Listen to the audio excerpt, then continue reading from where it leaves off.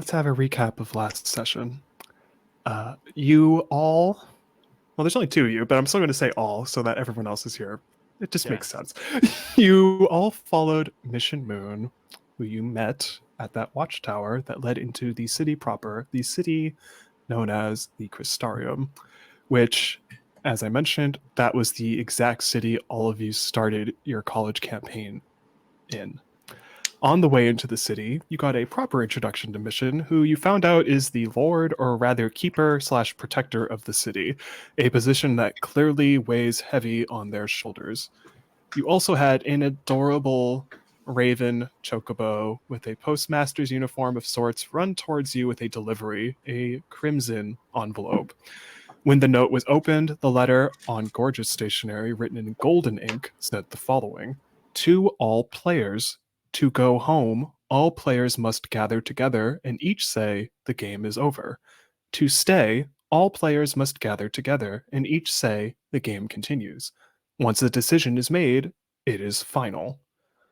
On the back of the letter, which Yang noticed, written in bold, dramatic red, catching everyone off guard when it was read aloud, and possibly more so now, just because it's weighing on your mind probably without thinking about it, and it makes your predicament a little more uneasy.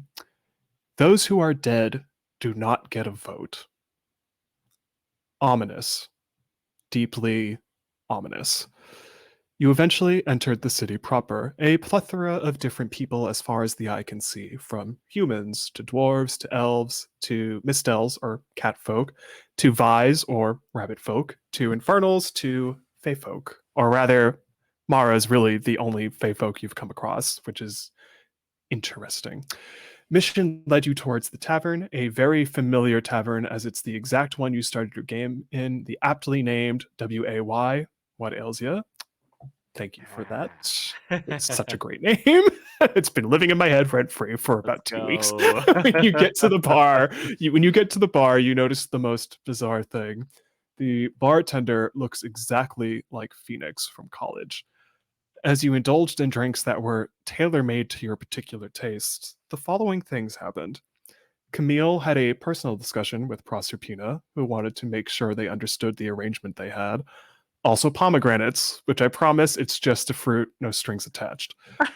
Ava and hopefully. Ava and Yang had a moment to catch up and discuss if this world you are in is actually real, as it seems like a bad trip, but also fire is real. Kind of the conundrum. Ham the Hammer got the most delightful polish imaginable, also has eyes that's been living in my head rent free. Mara had a personal one-on-one with Red, who gave them somehow an envelope when they were entering the city, but Mara has no clue how that happened whatsoever.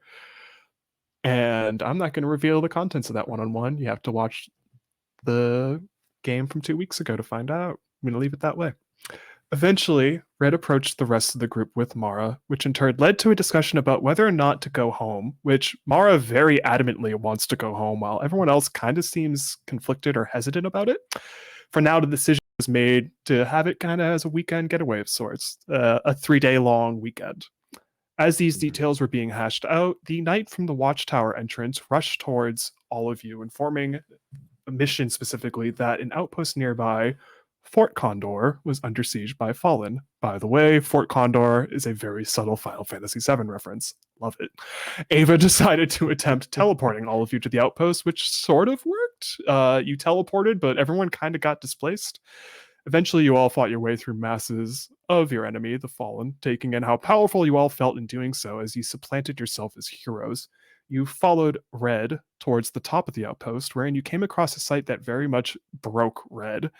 A white, angelic figure that looked exactly like Phoenix's partner, Zoe.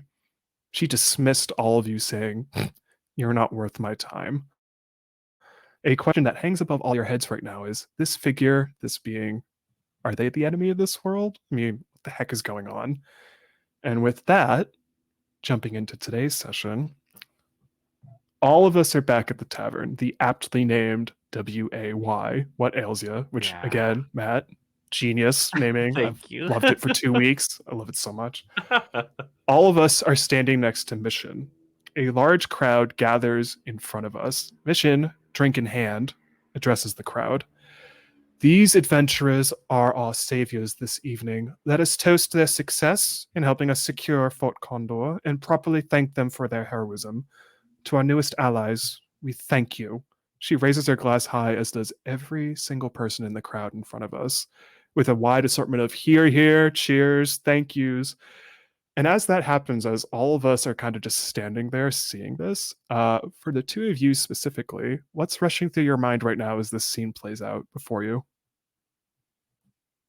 Ooh, I'd say Yang is just drinking it in, enjoying it because I mean, in this moment, like Yang IRL was never a hero, and so this is like the opposite feeling because it's like he just remembers doing an open mic and like you have to fight so hard to get a little bit of a reaction. Whereas here, I mean, he had to fight, but it all seemed to come so naturally, and the reaction is huge. It's like everyone's cheering, and he's just loving it. I mean, to the point where like he says this, but he doesn't like scream it so no one hears. But when everyone are like, when people are like, "Thank you," he's just like, "You're welcome. You're welcome." At the same time, I'm going to say Ham says the exact same thing. Just like, you're welcome. Thank you. Oh, I love all this attention. Yeah, Thank you. Thank you. Thank yeah. you. Ava, what about you? What's rushing through your head as this sort of plays out in front of you?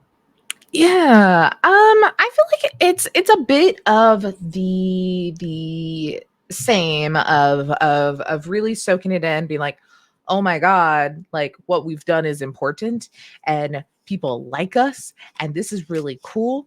And all Ava wants to do is for people to think she's cool in real life and now. Um so I think it's a lot of that, but then there's a little bit of like, what the fuck is happening on a much not even, we've gotten past the point that we're like in the game. I think saw Red's reaction to everything, obviously saw the individual, doesn't know who these fallen are. They're different than the fallen that had. She can just shoot people in the head and she's never touched a gun in her life, so she thinks. And so I think there's a lot of it kind of like the comfort of the crowd and the energy is kind of giving her a moment to actually be a little more introspective. As you're getting a little more introspective, this is not me pulling on a specific stat I want you to roll. I just want you to roll a flat d6 and divide by 2. Okay. Ooh. So it's basically a d3. 3. So you got a 3, so yeah. 2. I'm going to say 2. You found in the middle of all that fighting, because I forgot to do this last session, in the middle of all that fighting, you found 2 pieces of fair gold. And because I've not illustrated this yet, and I forgot to do this, so as the GM, apologies. I also was going to do something. You keep talking. What's fascinating is how you find it is not at all what you're expecting, I would assume, because it never was fully outlined by Phoenix or Red, like how you actually find fair gold or where it's been found, most likely.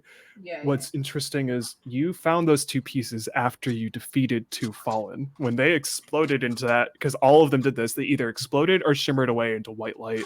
All that was left for like 2 of them was just a piece of fair gold each. And what you've now learned is like, oh, well, that's a way apparently of getting that item that I desperately need to power up my devices and whatnot. This one hasn't been opened yet. Okay. It's fine. I have a thing. You have actual fair gold? No. But yeah, you now have 2 extra pieces of fair gold. The only thing I will say is on your heads up display, it now says time left for fair gold, 6 hours. Well, we gotta go fucking ham in the next 6 hours. The shout out. You say go fucking ham. Ham's like, ham time. Ham. Yeah, baby. I'm going to say, why can't I do this? unless they show up and otherwise, Camille is probably more doing what you're doing as well. Probably more introspective. Kind of politely saying thank you to those.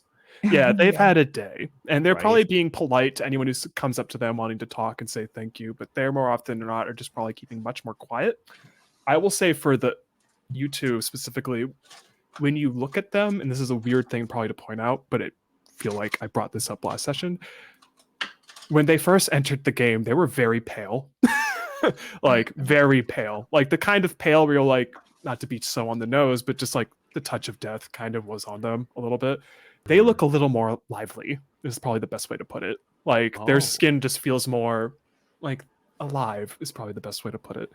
As for Mara, which I look forward to Holly telling me otherwise, unless something comes up, they are soaking this moment in. Like this for them is like they want all the attention more than anything, and this is just people coming up to them and them just being able to take it and just be like, yes, I am in the element that I want to be in, which then leads more into that questioning of they were the one who desperately wanted to go home, and now it's like you're getting all that attention.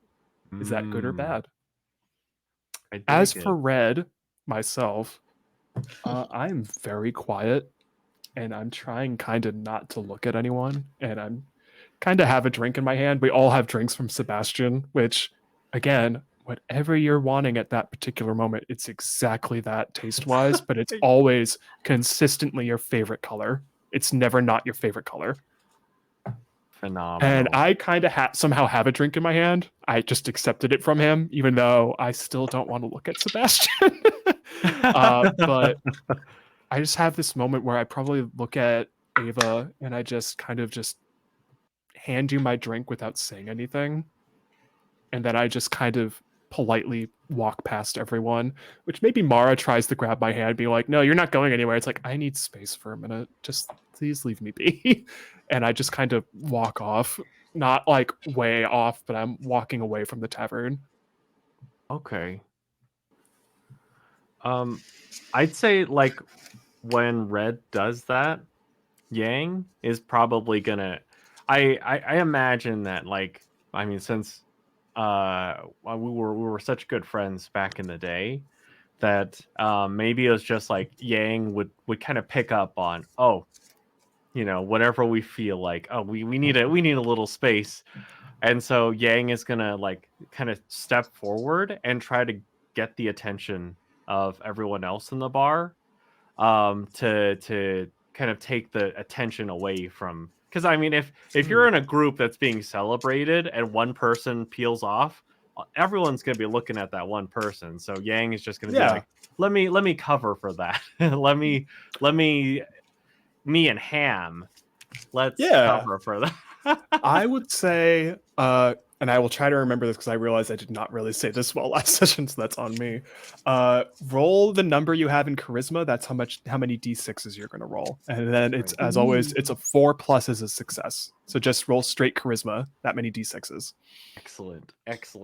Okay, we'll give it a shot. Oh, I also, and I will let you have an advantage because Ham is helping. Oh, great! So you can add an extra d6. Yeah.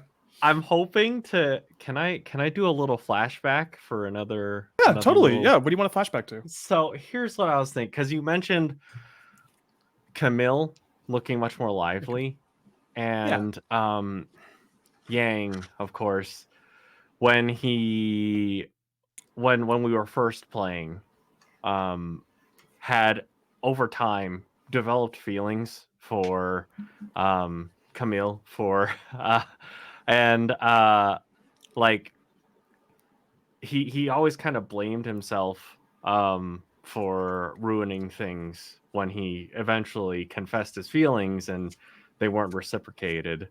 But he was thinking that maybe after all these years, having a little reunion, maybe those feelings would be gone, and then everything would feel normal, and then he could play normally again. But then seeing that liveliness, it's like his heart skips a beat again, and it's just like, oh crap.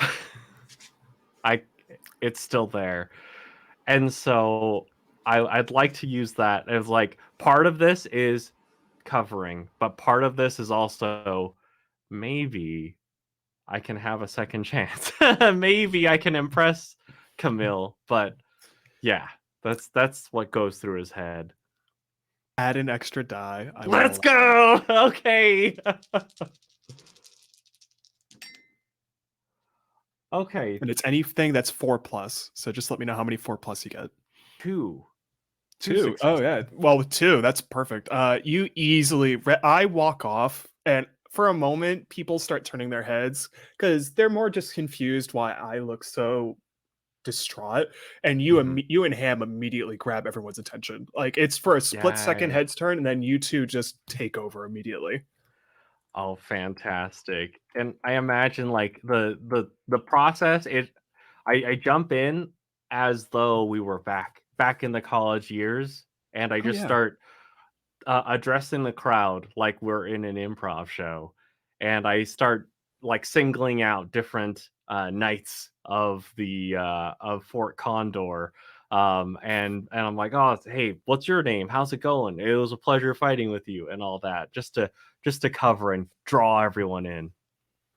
And what's interesting when you do that, and again, the things that you guys have noticed, that it's like the real world bleeding into the game a bit.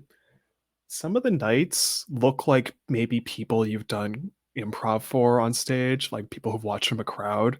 And it's just one of those weird, like, you don't know how to process that because it's just this moment of like real life bleeding into the game. And it doesn't, these people have never met you before, but you know you've seen some of these faces before because they've been in the crowd at shows. Whether it was college or even at the pizza place, you've seen some of these faces. Oh my god. I'd say I imagine like one of them, I'm like, uh Eric? No, my name is Nicholas. And then he points farther down, like, I know someone named Eric. They're all the way over there, but no, my name is Nicholas. Oh, I'm sorry. Just It's okay. There's many drinks are happening right now. It's totally fine. And they just toast you. true.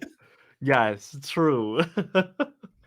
As mentioned, Mara is just soaking all this in. You can even see she's off in a corner, and you're not sure if the crowd around them is intentionally there just because they want to be, or if her voice has come out in any way.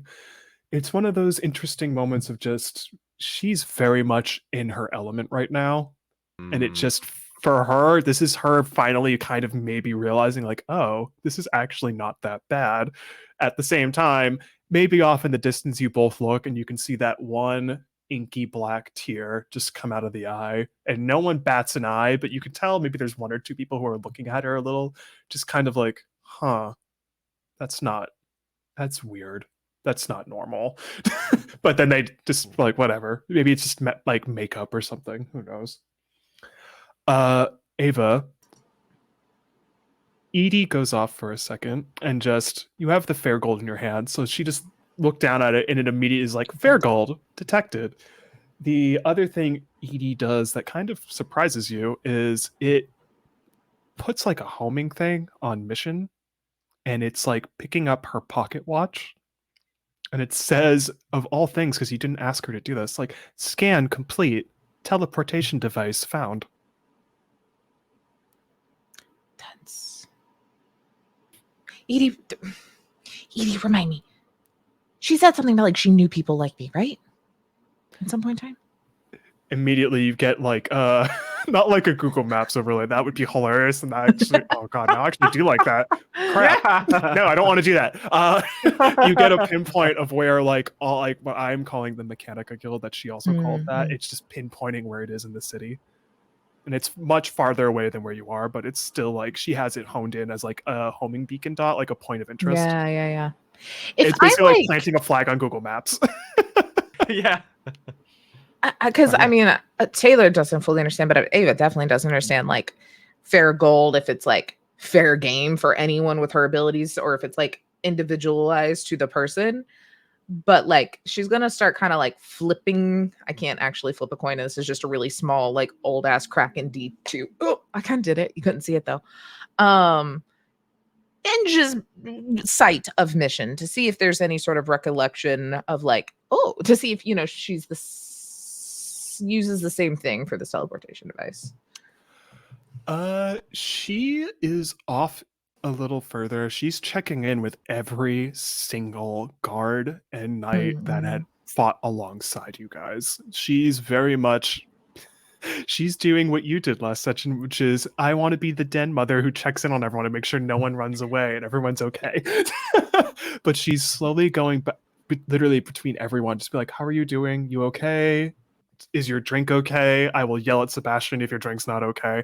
And then she sees you flick the fair gold, and that does catch her eye for a second, but she doesn't grab her pocket watch. She just smiles at you and kind of like hold it up. I'm going to be cheeky. She actually sees you do that, and then she goes into her pocket and she actually flicks you an extra piece. So now you have 3. I have so many. And she just looks at you saying, in 6 hours. Can you hold it until tomorrow?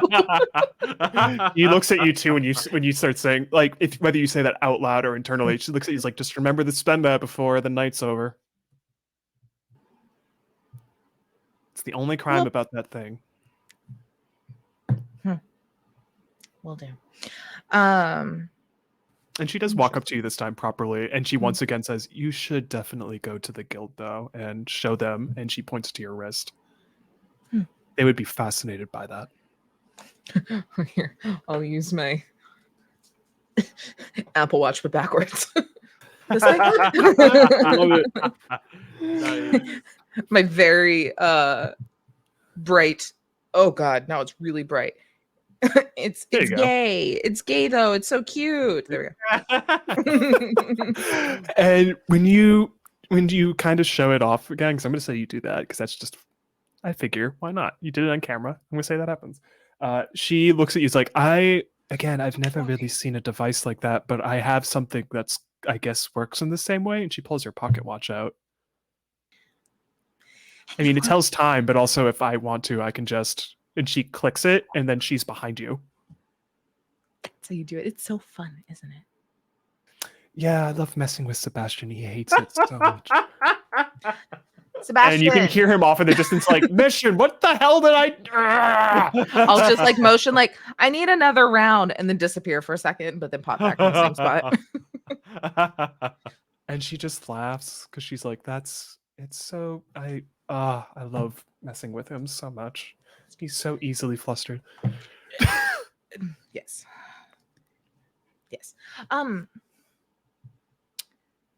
Oh, 2 questions. I just had 2 very different things pop in my head. Yeah. Sebastian, do they act in a similar mannerism as Phoenix? And that we know them in real life? Very similar personality and mannerisms. Okay. And it's extremely odd. Because, again, that's not him. But it looks like him from college. It's kind of acting personality wise like him in college. Yeah. But he has no memories of of being Phoenix. Yeah. Okay.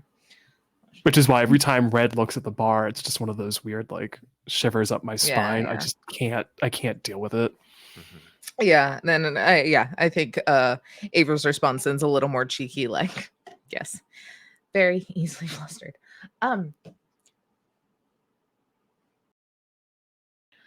I don't know how to ask this without probably sounding like an absolute fucking idiot.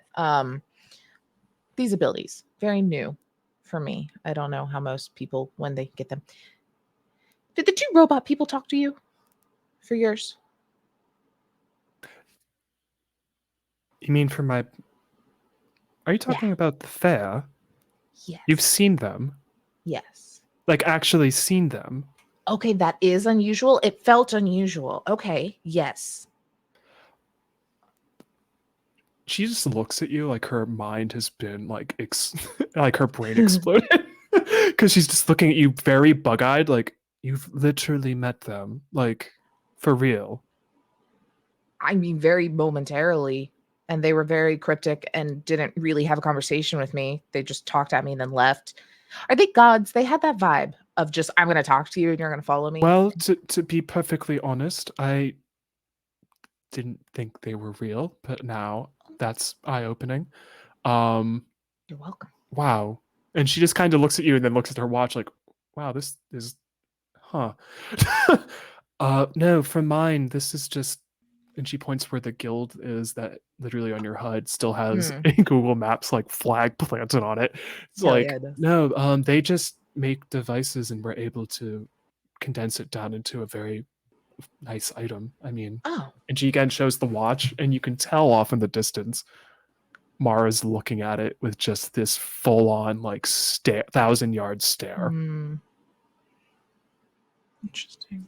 So, oh yeah, it's just convenience. I mean, obviously, opens it up and shows it, tells time. That's wonderful, but also it has doesn't tell time. Damn. yeah. As there's what's clearly a interesting clock about- on my HUD from ED. I'm like, Yeah, and it's literally Stupid. telling you the exact time, and it's even down to seconds if you want it to be. But I feel Oh like my with you would have gosh. told Edie like, I don't need seconds, just tell me the hour and minute. oh, I spent a good 10 minutes sitting in the corner of this bar, fully customizing it with the colors that I want, everything in the right. Oh, Like, okay. when So you let's get a go new over that. phone and you customize your widgets and Mhm. everything, like fully, that spent a long time. Nice. Okay, I need to know this now. What color is the HUD?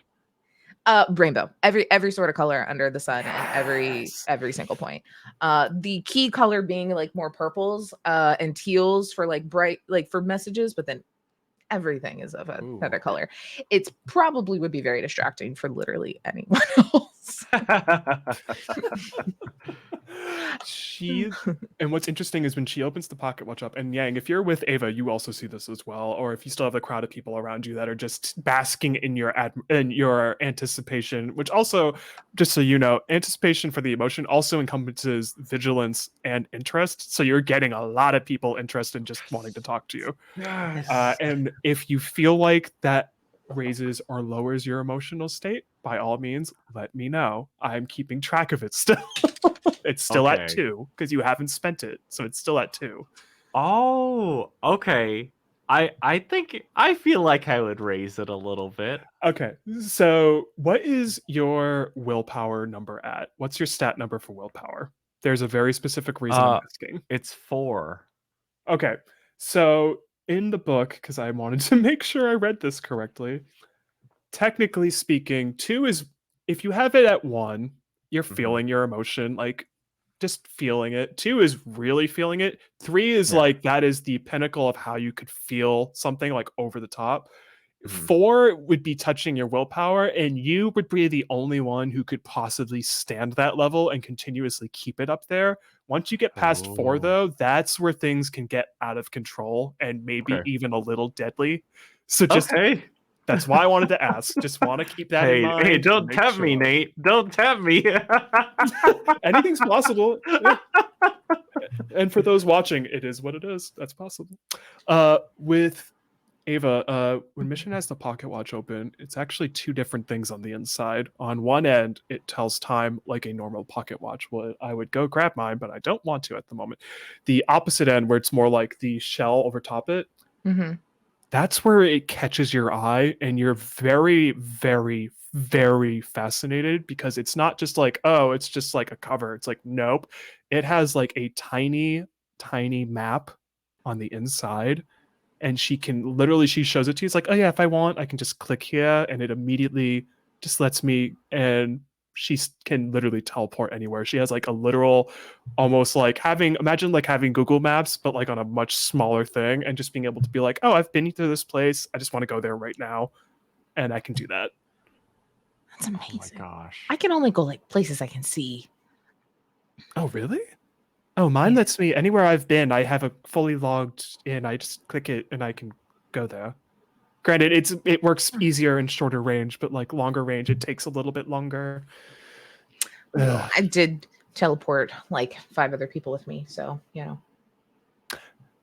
I'm still amazed pretty you did cool, that. too. I don't know how you did that. We don't know. Thank you. I don't think they know how to do that yet. That's fascinating. It was very scary for me. Oh, you survived though. That's what matters. And then Yes. she closes the pocket watch, puts it away, and then you can tell Mara's no longer staring at her, but you can still tell that there's this daggered eye look anytime that pocket Mhm. watch comes out, and you're not sure why that is. Make a little note in my notes to remember to be like, yo. In your notes, maybe. For the both of you, even though again there's so many people at the bar now, and it's just one of those like everyone's just enjoying a moment to actually celebrate a very good victory, and you can probably tell from the vibe of the crowd, Yang more specifically as an emotion night, because you can kind of just feel people's emotions. This is probably the first time in a while the city or the knights have felt this good about a victory. Like maybe they just haven't had a good round of luck in a while, but this feels like the first one in a while where they're just like, we actually did something good. We actually saved people. We saved the fort. We pushed back the enemy. Mhm. And yet both of you off in the corner looking where there's like a stairwell that leads down, you just see me as Red sitting on the stairs with my legs bunched up, not really wanting to talk to anyone. Yeah, that's where I think for sure Ava would go after missions. We'll check in. Okay. Do you check in with Yang at all before you do that? I mean, Or if Camille or Laura? It's up to you. I don't personally have a thing where I like to play other people's characters, but I will do that if needed. no, I don't think so. I think if Camille is kind of having, I kind of feel like everyone is going through their own like cool down, and only Reds is really seeming sad or unhealthy currently. By Ava's sense of unhealthy, who is 30 drinks in. But especially, yeah, if I mean, I would not I would not make it a secret to Yang by any means, but I am also not going to force him out of the spotlight if he does not so choose. Are you okay? Wait, we need to talk about this. Are you legitimately as Ava 30 drinks in? I mean, no, but she's not stopped drinking since being here. This is a party, so not 30, well, in maybe that more like case- 3.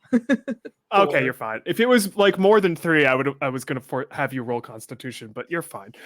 You actually, you know what? That is a surprising thing that you're kind of surprised by. Is even though it's 3 drinks in, and you can tell that if it's still the whiskey and mint from the last session, Oh, for sure. you're buzzed, but not like bad, like in a bad way. It's more like just, Oh yeah, it's like energetic bubbliness. It just feels good. Like it's not like any side effects either. Like you can tell, like obviously if you drink something, you should drink water after, because hangovers are worse the older you get, guys. But for this, it's just more like you just feel bubbly goodness, and it's not like alcoholic bubbly goodness. It's just like overall you just feel good, and it's just one of those interesting things that you're not sure if this is due to being in the fantasy or if it is the drink or it's just you did a job well done. Who knows? If you do go off in that direction, Yang, you notice that Ava probably just maybe looks at you for a second and maybe points where Red is and just starts walking towards where Red is. Okay. And at this point, I'm also going to point out that you look at Camille, because I feel like you would be doing that because feelings are still a thing from the way you just described it. Yup. Camille's not really talking to anyone, and yet you look at them and it seems like they're talking to someone. Like they have their head turned to the side and it's like they're having a conversation. And then you kind of maybe take a moment where you're just in the crowd of people and just like, excuse me, to like, I need to get through for a second. And you try to get a better look at Camille's face, and she's full on kind of just talking to herself, or it looks like she's trying to talk to someone. And then out of the blue, she just kind of has this look that surprises her. And then she just kind of starts walking off as if she's following someone, but you don't see anyone. Okay. So what I would like to do, because I know like right now I've got 2 people that I'm concerned about. Red and Camille. Mara's got it handled because it's basking. but since I know that Ava's going over towards Red, what I would like to do, I'm not gonna, because again, it's like with the feelings, there's also that fear too of like, oh my gosh, if I go up, then this could be weird. So I'm gonna designate Camille as my the guarding, so that I'll know if Camille is in danger or threatened. But I'm not gonna go up. It'll just be like okay, if anything happens, I'll be there. You notice she's slowly kind of just, again, walking forward as if she's talking with someone, but you just can't see them. And again, it's that thing of she's brought it up multiple times. Well, I'm in constant communication with the god of the underworld, but at the same time, it's kind of an unnerving thing just seeing them moving their hands about, talking out loud, but there's no one talking to them, and yet you can tell like they are probably talking to someone, and it's a little unnerving. So I'm gonna do this, but I don't know if you'd Yeah. be able to tell me. But I'm gonna vent one of my levels Okay. because I have a venting ability that it's called personal knowledge. Gain knowledge of who or what a target feels your emotion most strongly towards.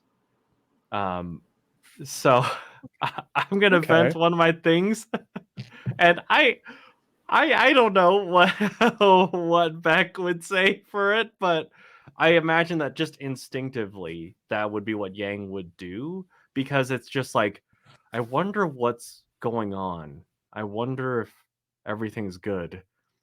And maybe that's how I discover this of like, wait, hang on. Okay. Trying to tap into it.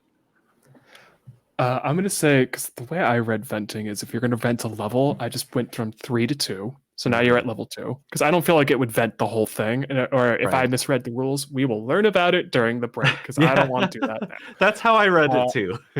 Okay, good. I feel like if we both agree on that, that's how we're Yes. gonna go with it. Mm-hmm.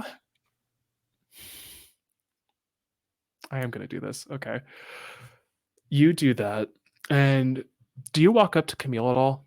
Or is it more from a distance you do From a this? distance, because Okay. I'm a little scared. Emotionally, you probably have a moment where Ham's like asking, like, hey, what, everything okay? Just checking in on your friend, I assume.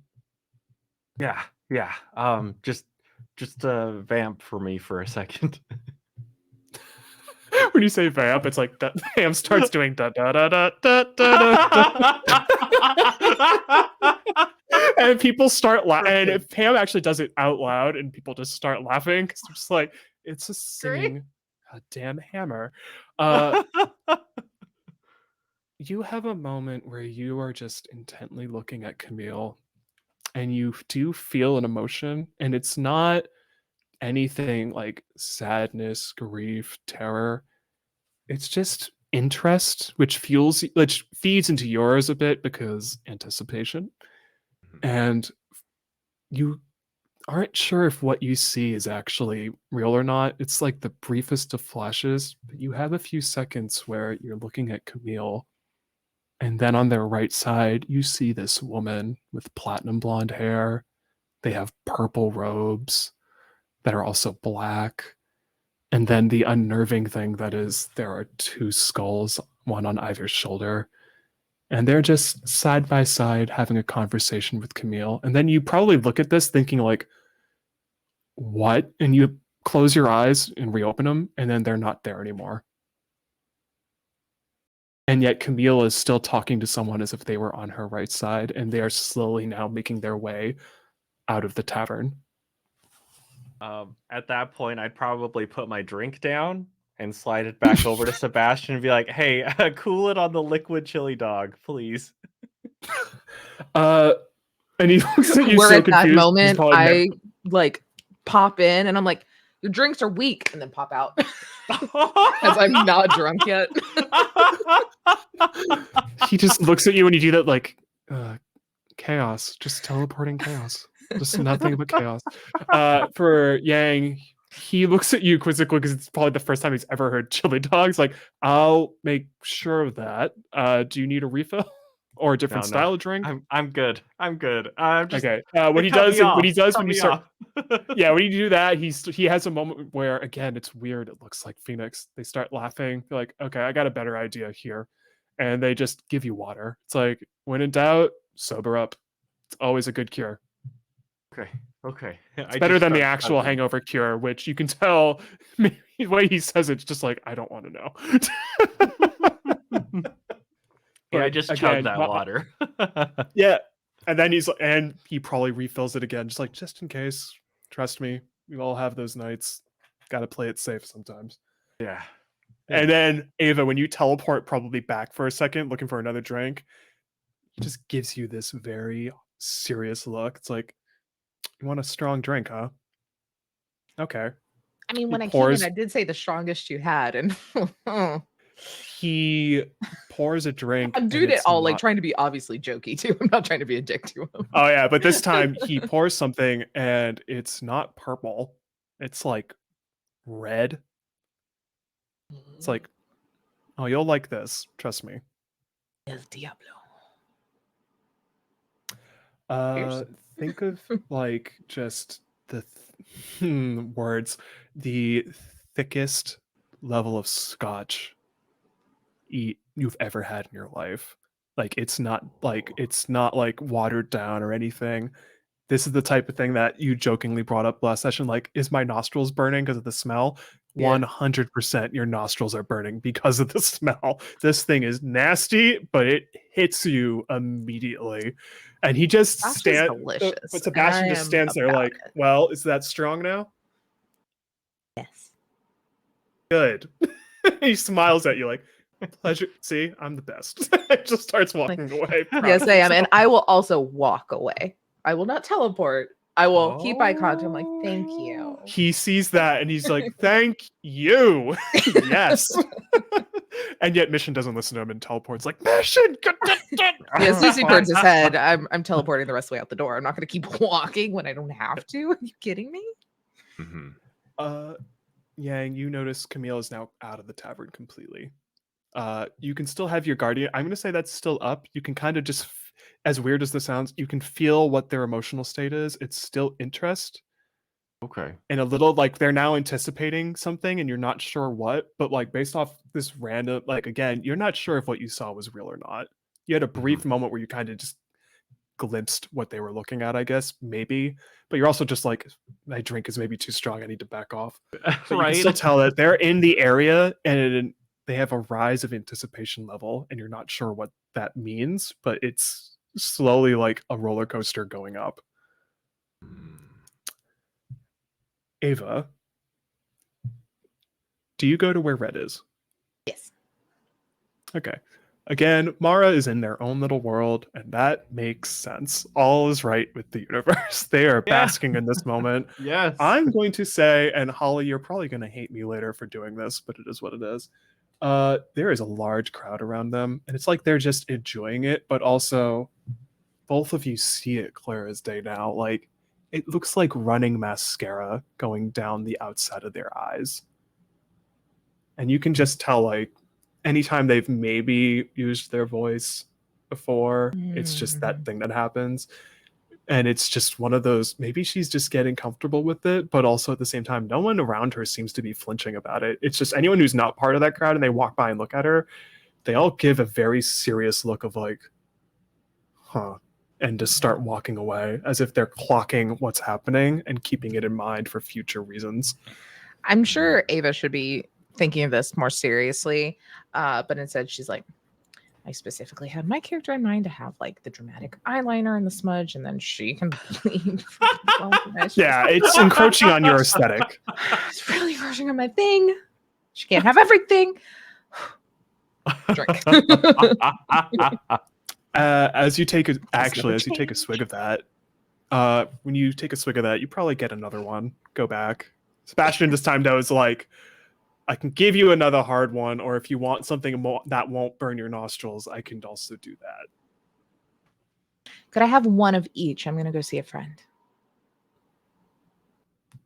Gonna give them a choice. Not? And what's funny is, again, one is that very strong drink, and then the other is more your purple colored one, which is clearly the mint julep again.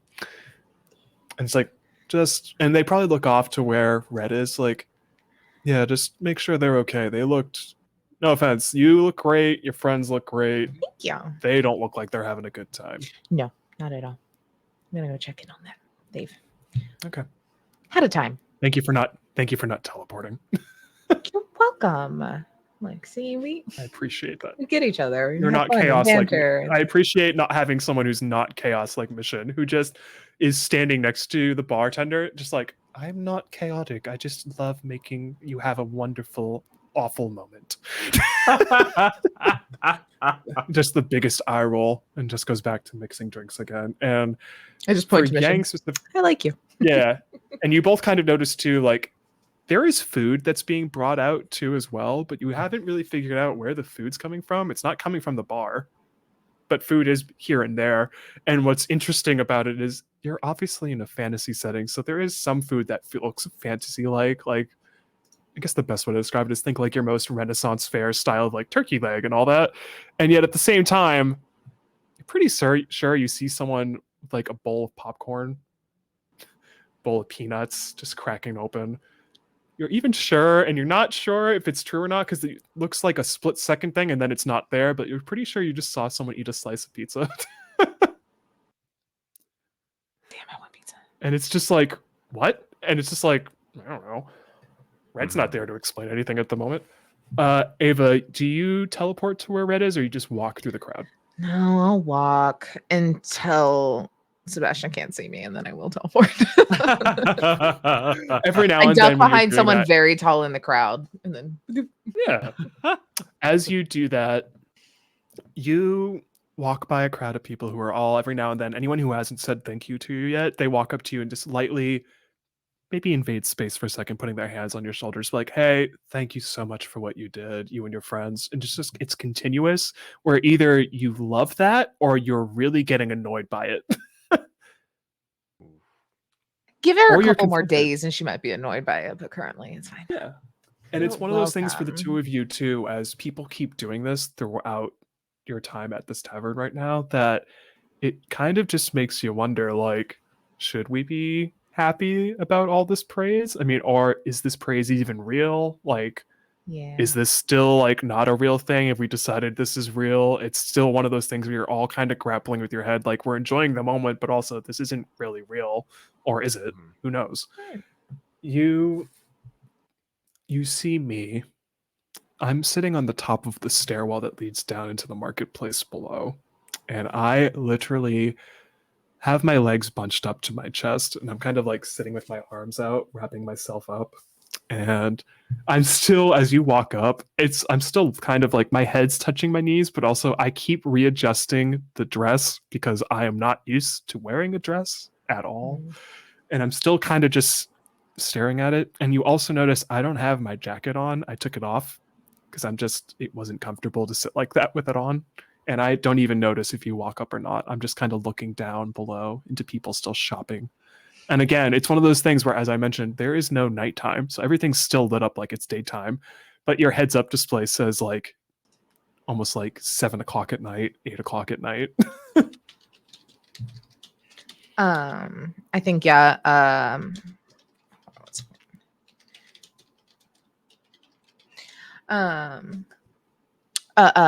Yeah, I'll walk up and, just be a little quiet. Don't want to like startle anything. And I'll just be like, do you want the strong one or the normal one? Or water?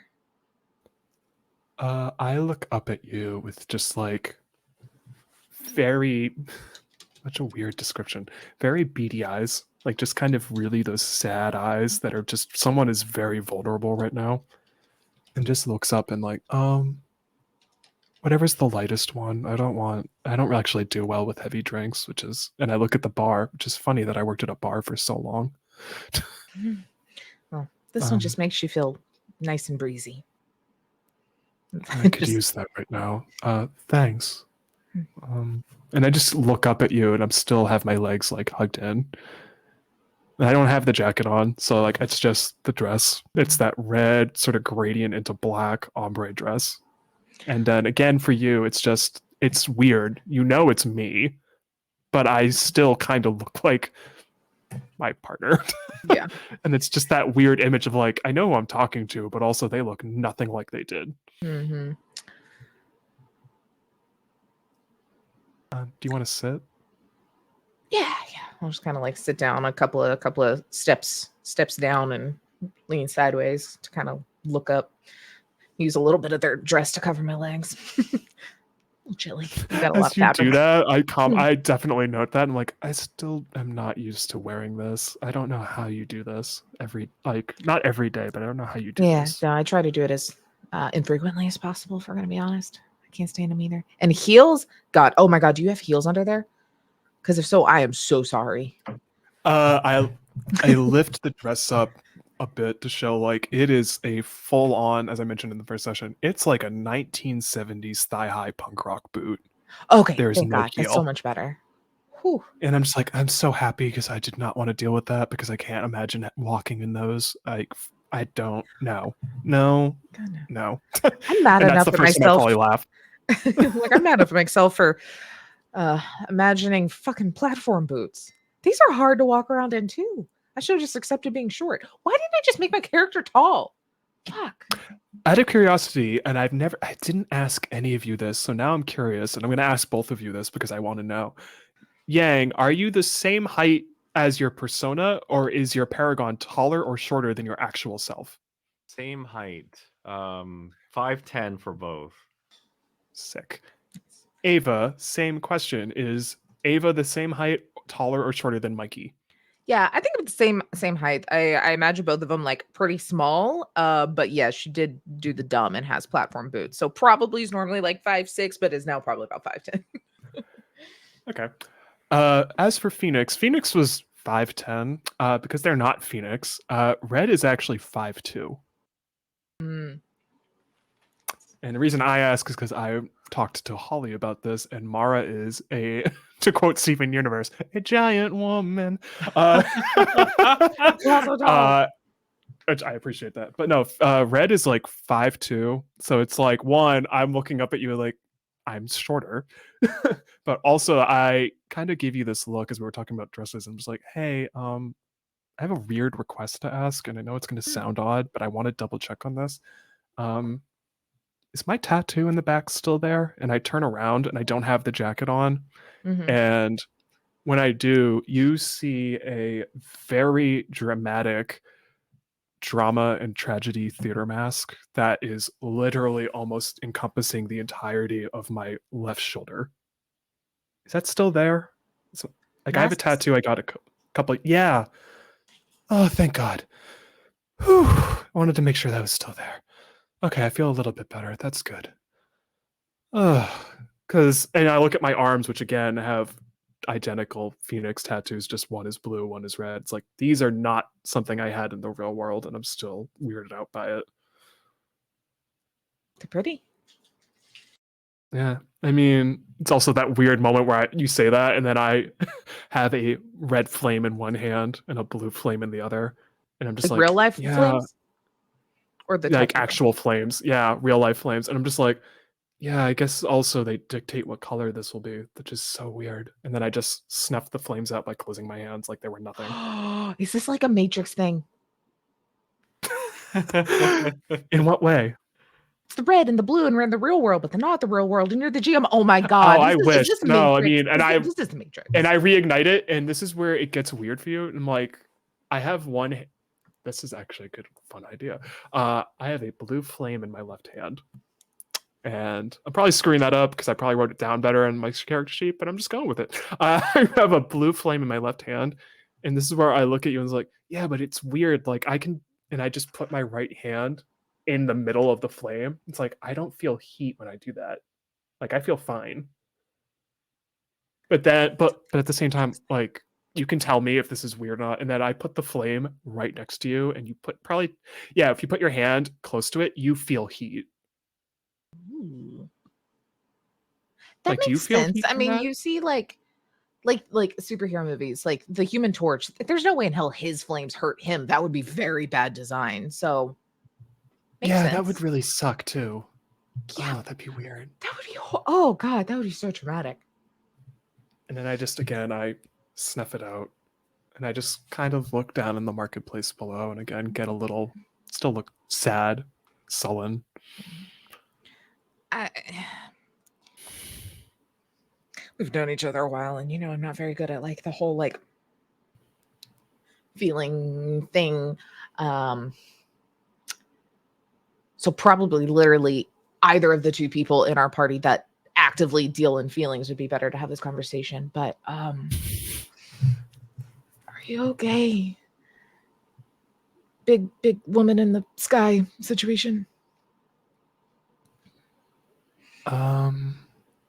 Yeah, I look at you very intently when I say this.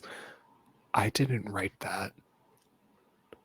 I could kind of tell. I'm very unsettled that a lot of the things that you guys have come across, I've not written it into this. I don't know what's going on. I saw a guard that looks like someone from, tries to say Kevin, Yang's, oh gosh, improv troupe. There's a lot Yeah, of me too, which is weird because I think I might have put down like, or maybe it was in the book that I don't remember reading anything that said that would happen, and that's so weird. Yeah. Like I very specifically noted, and I look at missions like, I remember kind of vaguely that Mara had some kind of pocket watch, and she keeps staring at that thing Mission has, and I guess it maybe is. I think that might be the one she used to have, or maybe lost at some point. I don't remember, but that's But you've never seen interesting. that pocket watch in real life. I've seen it in real life. I remember that in college, she always had it as kind of like just this personal item. I never asked anything about it though. Okay. Well, at least it's still something you've seen. I was trying to think if it maybe had some sort of bleed of all of our lives, but Well, I mean, thinking of giant angelic beings that look like your former real life partner, yeah, that's pretty awful bleed. well, yeah, but I was just wondering if it was only your bleed or like also Mara's, only she knew about Well, I the mean, pocket watch and then sees it kind of thing. well, has anything happened for you specifically? No. Huh. Honestly, I think, well, looks back in at everybody just partying. Yang might be having the most fun, but it's honestly been a good escape, minus the fact that The hammer. Yep. And you can hear at this point when you say that, we're pointing at Yang, you can hear the hammer is just as loud as Yang is, but you're both probably like, not like party, but Hammer's like, shut. I look at Mara specifically as like, I don't know. I think Mara's finally in her element. Mm, Also, God, it's I still know. weird to say Mara. No, I don't. Ugh. Yeah. That's never not weird. I did, for the record, again, I did not. That's not a thing I put in this game. I don't know why we can't say. I can't say red. No, I want to say red, red, red, red. Just yell it at Red. someone else. You can say the name then. So Phoenix, and I point at the bartender, and I'm just like, ugh, I hate that. yeah. That's right. I just pointed at some like random kid in the street. Kevin. Point back at Yang. Yang, shit. See? God, that's so weird. I kind of have my head dipped into my legs a bit, just kind of like, and then I kind of just look at the dress, and then I look at you. It's like, I have a weird thing to ask. And I take a moment to stand up in my 5'2" height. It's a very and I quick just look at you, moment. it's like, as weird as this sounds, and again, like just as a good visual for you, you see the combat boots, which they're the only thing really aesthetically that just they don't match the dress, but also at the same time they kind of do. It's just a Oh, weird God. clash of aesthetics They that match just the somehow jacket works. and yeah, Yeah, they it match the works. jacket, which I don't have on at the moment, but you can tell even on the floor that D20 like embedded image is slightly glowing on the back, and it's just one of those you're not sure how it's doing that. It's just doing it. And then again, because you knew them really well, I would say it's just the hair is exactly like Zoe. It's this sort of undercut that also is a very long, like flop of hair on one side that's a bit wavy and curly. And I just take a moment looking at you like, I have a really weird thing to ask because I'm not sure if I should feel okay feeling this way. And I'm not, I've been thinking about it since the moment, and I just point down, this happened.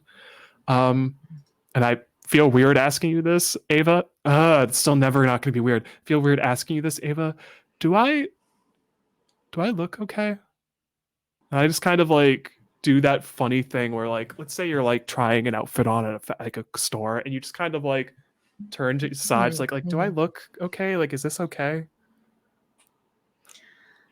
I mean, I'm not I sure how don't to feel know. right now, and that's why I want to ask. Like, Yeah. is it okay? I don't Like, know do I if look good? it's gonna help or hinder, but you look just like her. And she always looked fucking great. So She always had good fashion sense, and I always looked like a slob. and we all did compared to her.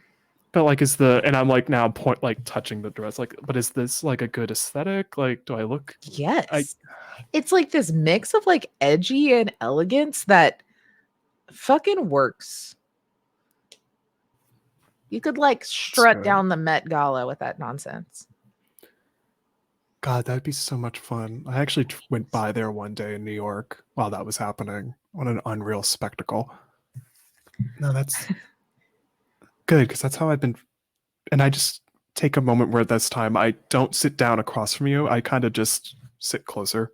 Mhm. It's like, because I've been conflicted since, well, this, because deep down, probably shouldn't be liking this. And yet at the same time, I feel the most comfortable I've felt in months. And I'm not sure if that's all right or not. Yeah, I mean, Again, I know I look like her, but like for some reason, this also just feels good and feels does it right in a weird way. feel? It feels weird because it's her, but feels right because of the form, the I chain. guess that, yeah, like it's just, and again, I stand up and like, I don't know, it's just a weird thing. I'm not sure if it's okay to feel right about all this, but I feel right. Like And that's what matters. sometimes, like you know how we all sometimes just need an escape from ourselves. Yeah. But I is this kind of escape, just feel like or do you feel more like yourself? that's an excellent question. I kind of feel more like myself at the moment, which is weird, and that's why I'm not sure if I should feel okay or not. If you feel like yourself, that's perfectly okay. Thanks. Of course. Been in my head about that since we got here because this is not what I expected to happen at all. And again, I point around the entire city. I didn't expect any of this to happen to us, and I'm still feeling very bad for all of you. But long weekend, yay! Long weekend. It's an escape. It's great. And look, if it means we get to adventure a mystical place, adventure ourselves and our identities in this nice little fantasy world, great. Yeah, that's good. I'm on the same page. And when I say that, I sit back down and I'm about to say something else, and then I kind of just stop, and you just see me look down into the market or kind of past it, and you probably just follow my gaze. And we both see this. We see Camille walking by. There, we can't really pick up their expression. Yang, you can still feel that they have this rise of anticipation, and yet you also now feel a tinge of worry and a little bit of terror mixed in with that. And that's when me and Ava, we both see this for the briefest of seconds, and it kind of freaks me out because you see my eyes just look shocked. Mm-hmm. We see Camille walk by, and again, there is someone on their right side with platinum blonde hair, black, purples, red robes, and very prominent skulls on their shoulders. And I just stare dead-eyed, utterly terrified. And then I rub my eyes, and then I look like I don't see it anymore. But I'm just like, I look at you. Did you see that? She was Camille was walking with someone. I don't see them anymore. But did you see someone walking with them?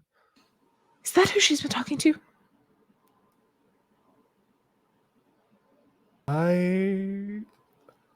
That's utterly terrifying. If we just okay. Is that like the god of death? Did we just see the Grim Reaper? Oh my god. That's not the god of death. That's an omen? Shit. I don't know, but and I immediately get up and it's crazy conspiracy theory about the Grim Reaper. We can get into it later.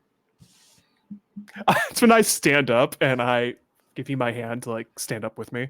It's like, let's get a drink, and also you can tell me about your theory. It's not necessarily mine. I've just heard about it, and it's great.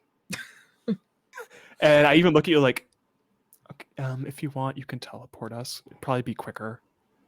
Oh. Yes. So anyway, it involves aliens, Bigfoot, and time travel. And I don't have the reaction Camille did, but I'm also just like, oh, that's so weird having my vision double like that. Oh my god. And Yeah. Sebastian just looks at you and doesn't complain. He's just Sorry. like, no, he just looks at you like, and I'm not going to say anything because they're having a rough night. And that's the first time I look at Sebastian and I'm just like, can I have a drink, please? And at that point, I'm going to say, let's take a 10-minute break. Perfecto. We'll be I've back, lost my guys. tab with my things. Oh my goodness. We'll be Okay. back in 10 minutes. We'll be back.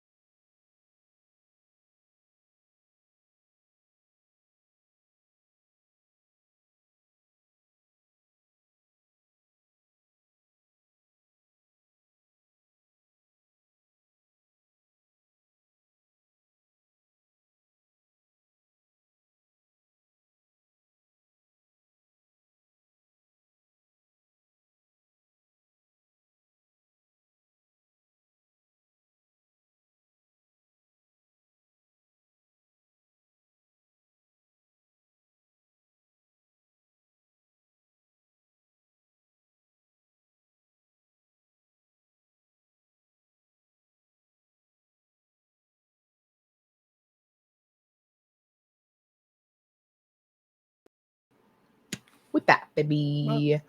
Welcome back, everyone. As Red walks back with you, Ava, to the bar, or you're already at the bar, actually. They now have a drink. Mhm. They finally looked Sebastian in the eye, ordered a drink, but they're still Mhm. looking like, I don't want to do that again. That was not cool. Oh. You can order your drinks. I take a moment where I just put my hands in my hair and I finally put a smile on that feels genuine, Mhm. which you're not. It's one of those things where I kind of feel like the four of you are maybe conflicted still with Red because you're in a completely different area, but also the way I keep saying it is I had no idea this was going to happen, Yeah. which you can all decide if that's true or not. I don't get to decide that. You do. I take a moment where I finally just sit at the bar and just take a moment to enjoy my drink. What do you two do? Are you still at the bar talking to people, enjoying drinks? What's our What you like time doing? of day? It's now about maybe 9 or 10 at night. But Mm. again, the way this setting is, everything looks like it's daytime. Yeah. And it's so much Just like messing with you because in your head, it's like, I should be going to bed soon. And you look around, and you're like, everything's lit up like it's a nice sunny day in Central Park yeah. almost. Does the general operation of town still follow like these are the hours of nighttime, or is there like constant like a rotation of people keeping infrastructure and stuff You going? can tell at this point as it's probably getting closer, and you see it on your heads up because you actually have an overlay that's telling you the exact time. Because I just feel like Yeah. that makes sense, and that's what it would look like. It's almost like, actually, this is gonna be funny. It's like having a computer on where it's just like, oh, in the bottom right, there's my time and date. Except it doesn't tell you what date it is. It just tells you maybe it's a Wednesday, maybe it's a Thursday, maybe it's a Monday. Who knows? But you have the exact time. You notice when you start looking around the bar because you start thinking about that and both of you start noticing that people are thinning out a bit. Like the knights like there was a large group of knights at the start, it's now getting down to a smaller group. Mission is still there with a handful of them as they're just having a moment to all discuss and share stories back and forth. Because you can imagine, like, it's been 100 years of this, and she's clearly seen it all. She probably has a lot to tell, maybe even historically tell about things. Yeah, like that's my struggle right now is Ava really wants to go see what all of this like industrial district tech area is. But if things are seeming to wind down, that might be a tomorrow problem, just depending on like how the vibe is of places being open. So may like Yeah. pry a little with Mission. Okay. I will say to jump a bit, Yang, you still have a group around you, and it's just again, you just feel same feeling you have when you're on stage right now. Like just all eyes are on you. It's just that wonderful sense of like it's both that wonderful sense of I am the center of attention, but also like I have the spotlight. This is the feeling I know better than anyone. And Ham is just soaking it in with you like this is just the best feeling ever. Like we feel great. What happens is you have one of the knights come up to you and you recognize their voice. They are the exact knight you saved at the fort. And you told like one day you'll just be as strong as me and Ham. Yeah. The question I have for you is they walk up to you and you can tell it's them. They have their helmet off. And what's I want to know is who do they look like that is familiar to you? Because they look like someone you know from real life. Whether that Okay. was in the improv group in college, maybe it was someone who joined for a semester, or maybe it's someone you know from the shows that you put on at the pizza place. Who are they? Because they look familiar to you. Okay. So I'd like to say that it looks like Patrick. And Patrick is someone that I imagine that when we were doing the improv troupe as a group, like we were maybe in our last year when he was a freshman, but he had a lot of like enthusiasm and energy, and so we were kind of hoping like since we'd be leaving that he could just carry the torch and keep it going. um but I pictured him as being like, I mean, just jumping right into college. He had kind of like the graphic tee vibe, baggy jeans, kind of messy, longish brown hair. So, Yeah. I'm only laughing because minus the long, meshy brown hair, that sounds exactly like me in college with baggy jeans and graphic tee. No, I love that. They have the same meshy brown hair, but they walk up to you very stoically, like, I'm not sure if you remember me from the battlefield, but you kind of saved my life. Patrick? Actually, I'm gonna have a fun moment now because I want to do this, and it's gonna fluster Taylor. Taylor, what's their name in the fantasy game? The knight's name. Cornelius. Yes. They look at you as you say Patrick. It's like, no, my name is Cornelius, but I just wanted to come forward and say thank you for you and your hammer saving my life. That I don't know how to repay that debt, but thank you. Of course. But it looks I'm like happy to. Patrick. And I'd like to imagine that maybe initially we had kind of kept in touch. Yeah. Like maybe just some emails because Patrick, like trying to take over, was maybe a little overwhelmed because it's one thing to jump into a group, is another thing to suddenly have to take over the group after just barely jumping in. But I imagine that Yang is kind of looking at him like with eyes of a little bit of regret, because I imagine that maybe because of all the feelings wrapped up in everything splitting up, especially with regards to Camille, Polly, that there was just like another reminder. And so eventually, before long, Yang just stopped answering, and being confronted by Cornelius, feels horrible about it. And if you don't mind, I want to drop down a level in my anticipation. Oh, because 100%. because this hurts. And Ham feels that, and they internally talk to you, be like, "Hey, are you okay?" Kind of felt your like things kind of turn for a second. You feeling okay? Internally, yeah. I know this guy. I Oh, I I kind of ghosted him. I feel bad. oh. Well, it doesn't. They seem to be perfectly fine here, but just just just be okay. Yeah, Still enjoy. yeah. Like again, I'm starting trying to point out like there's still people around us. We all feel good. Just remember, just don't let it get to you. Just keep feeling how you Yeah. want to feel, but just don't let it get to you too much. Yeah, I'll do my best. And snapping back into the Yeah. moment. I want to see, like, in the group that's still there, Yeah. who's like the most jazzed right now. I would say outside of the knight who's now standing in front of you, because they are very much just, you can feel that they had that literal on stage nervous jitters approaching you a bit Okay. because they just weren't sure how to approach you. So you can kind of feel from them that they are feeling a little bit like that's early onset nervousness before going on stage to do something. Okay. Actually, I'm going to say it's them. Yeah, out of everyone around you, it's actually them. They're the one who just, you can tell that they are feeling the emotion that Ham very much embodies. I'm gonna put I'm gonna reach a hand out to shake and be like, "Hey,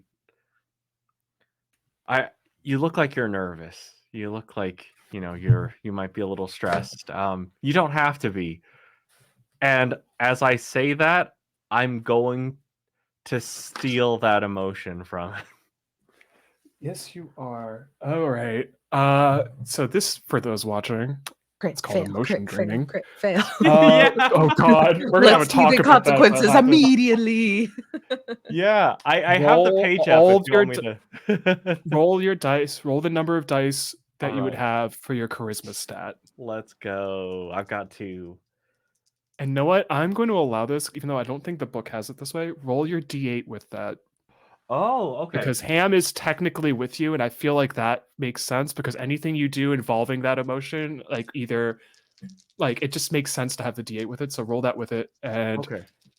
let me know if you get any successes. Hopefully no ones. I've got 2 successes.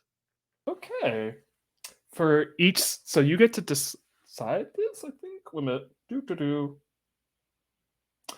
2 successes means if you want, your emotional intensity can go from 1 to 3 because each Yes. success increases it. Yeah, I feel like the desire to not feel like the crappiness that I feel is just like, okay, I want to feel anything than that. Yeah. And so it's like the process of stealing, it's like, man, I wish I was feeling like Cornelius right now. And I'm And taking both. I'm taking both of those levels. and that's the moment you realize, and you can feel it when your hands, like you kind of have that moment of both hands touching. You feel that happen in real time, where you feel like your emotional state just kick in, like a almost like euphoric state of just being like, oh wow, now I really feel that. And Ham even perks up like, oh, that feels great. I can feel that. That feels awesome. And you watch in real time too as Cornelius. Ava's watching in pure confusion and a little disgust, not sure what Ham is talking about. Is like, yeah. And yeah, because Ham was not subtle about it. Thank you for pointing that out because I did not say that was internal. So no matter what now, that's spoken out loud. I love that. That's when I still love the eyes on the hammer. It makes me so happy. You watch as Cornelius's face changes in terms of emotion, where they just get more calm and they don't look as jittery. And they're like, huh. You know, it's funny. A minute ago, I was very nervous to just come up here and say anything, but now I feel so much more at ease. Good. Oh, that feels nice.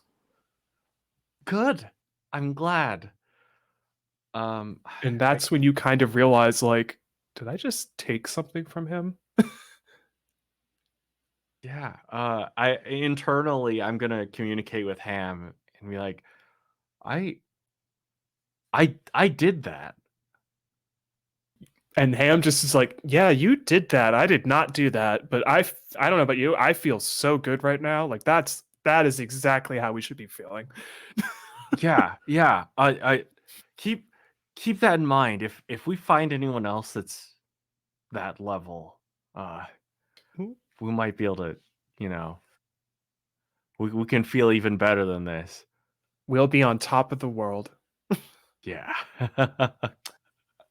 Ava, are you near Yang at all? yeah, watching all this very confused. Yeah, you very much see their emotional I'm state walking up change. with my same scotch. I'm nursing the second one, but then the chili dog drink. Yeah. Ooh. Yeah. Which one is the worst of 2 evils? for Ava, that is. You see Yang's expression just so much more exactly like the emotional state of what his night is. And the person he just shook hands with or just held hands with for a second, their emotional state when you look at them, it's just like not 180, but you can see it change in front of your eyes, and it's leaving you wondering, like, is that normal? It's a little weird because it's just like someone emotionally just turned on like a light switch and is completely feeling different. And the knight just stands in front of you for a second. The one who looks like Patrick just bows and again, I thank you dearly for saving my life and doing what you did today. It means a lot for us. Of course, Cornelius. This is Ava, my wonderful friend. And if you reach my level, then eventually you'll be able to reach her level. It'll take a little while, though. I teleport and reappear behind him. Tap, tap, tap. Oh, that's a neat trick. I wish the guards had that. Does Ava recognize Patrick? Probably if he's a part of the improv troupe, because I mean, she Yeah. not necessarily was, because that would have involved her having to like follow a like time schedule and those sort of things. But she was a big fan and like came to all the shows and all the showcases and stuff, so she would have recognized him. Yep, you see that face and you kind of just note it, and you recognize it from many, many years ago. I think I just gotta like look over to Yang. Like, is it weird that this isn't weird anymore? Like, it's happened so much today. I'm kind of used to it. Right. I mean, I Right? want to see what happens next. I want to see what crazy things we can find, what we can fight, what people we can meet.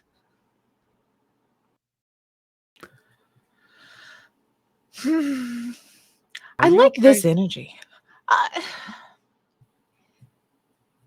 I'm conflicted. Yeah?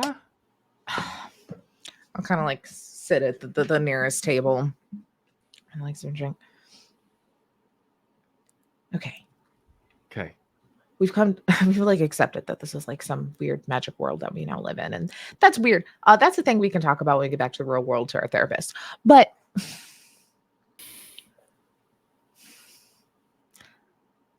how is this what Red looks over to Sebastian Phoenix planned?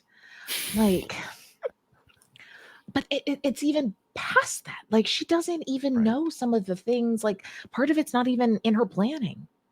It's Yeah. just flying angel Zoe, that all of which also there's a lot of resemblance to Mara in that, right? Yeah. It's Look, just there's like a lot. and I'll say this before Yang starts to address, he's gonna reach a hand out just like he had to Cornelius, and he's like testing because he doesn't know. He's gonna try to give it and like fail to give it because he Yep. can't do that. Yep, and you don't feel any transfer whatsoever. Yep. Sorry, I just needed to try something. That's fine. You'll have I like wild magic powers. right, but I know it's weird, but we're here and we've got a few days. Yeah. And We like I should don't make want to them. leave Yeah, necessarily. Seems fun, seems adventurous. I'm just like a little concerned. Looks over to wherever Red is. Red Okay, is so currently oh yeah. talking That's to the knight captain who was at that watchtower entrance. right. Mm-hmm. And when you look over, you have a moment where you just kind of go like, you're very surprised. It's almost like a flirtatious conversation. And Red is I am very much not, I'm uncomfortable, but I'm also kind of just going with it because I think we're all just like, well, it's a fantasy. I mean, why not live a little? But also, I'm still like not emotionally on that level, but I'm also Valid. just kind of like, oh, it's a game. I'll go with it. okay. Yeah, I'll just kind of look over Red. I'm like, okay, I haven't told anyone this yet. Okay, so we got this Okay. thing, right? And I've Yes. got like random coin slot in my chest now. Yeah. I also have a voice in my head. I think I have an AI because I can see things. Like I'd say the time down to the second. That direction's Wow. north. There's things are there, right? Mhm. Their name's Edie. Nice to meet What you, I Edie.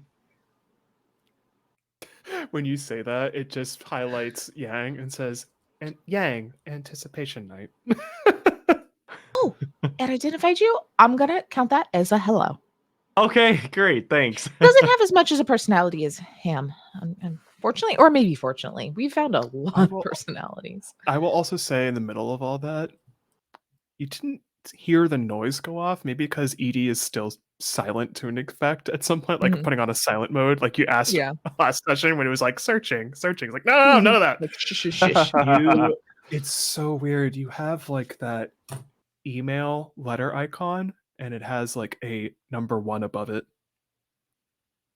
Oh, that's weird. Okay, hold on. Like, do you see like she's looking up in the corner somewhere?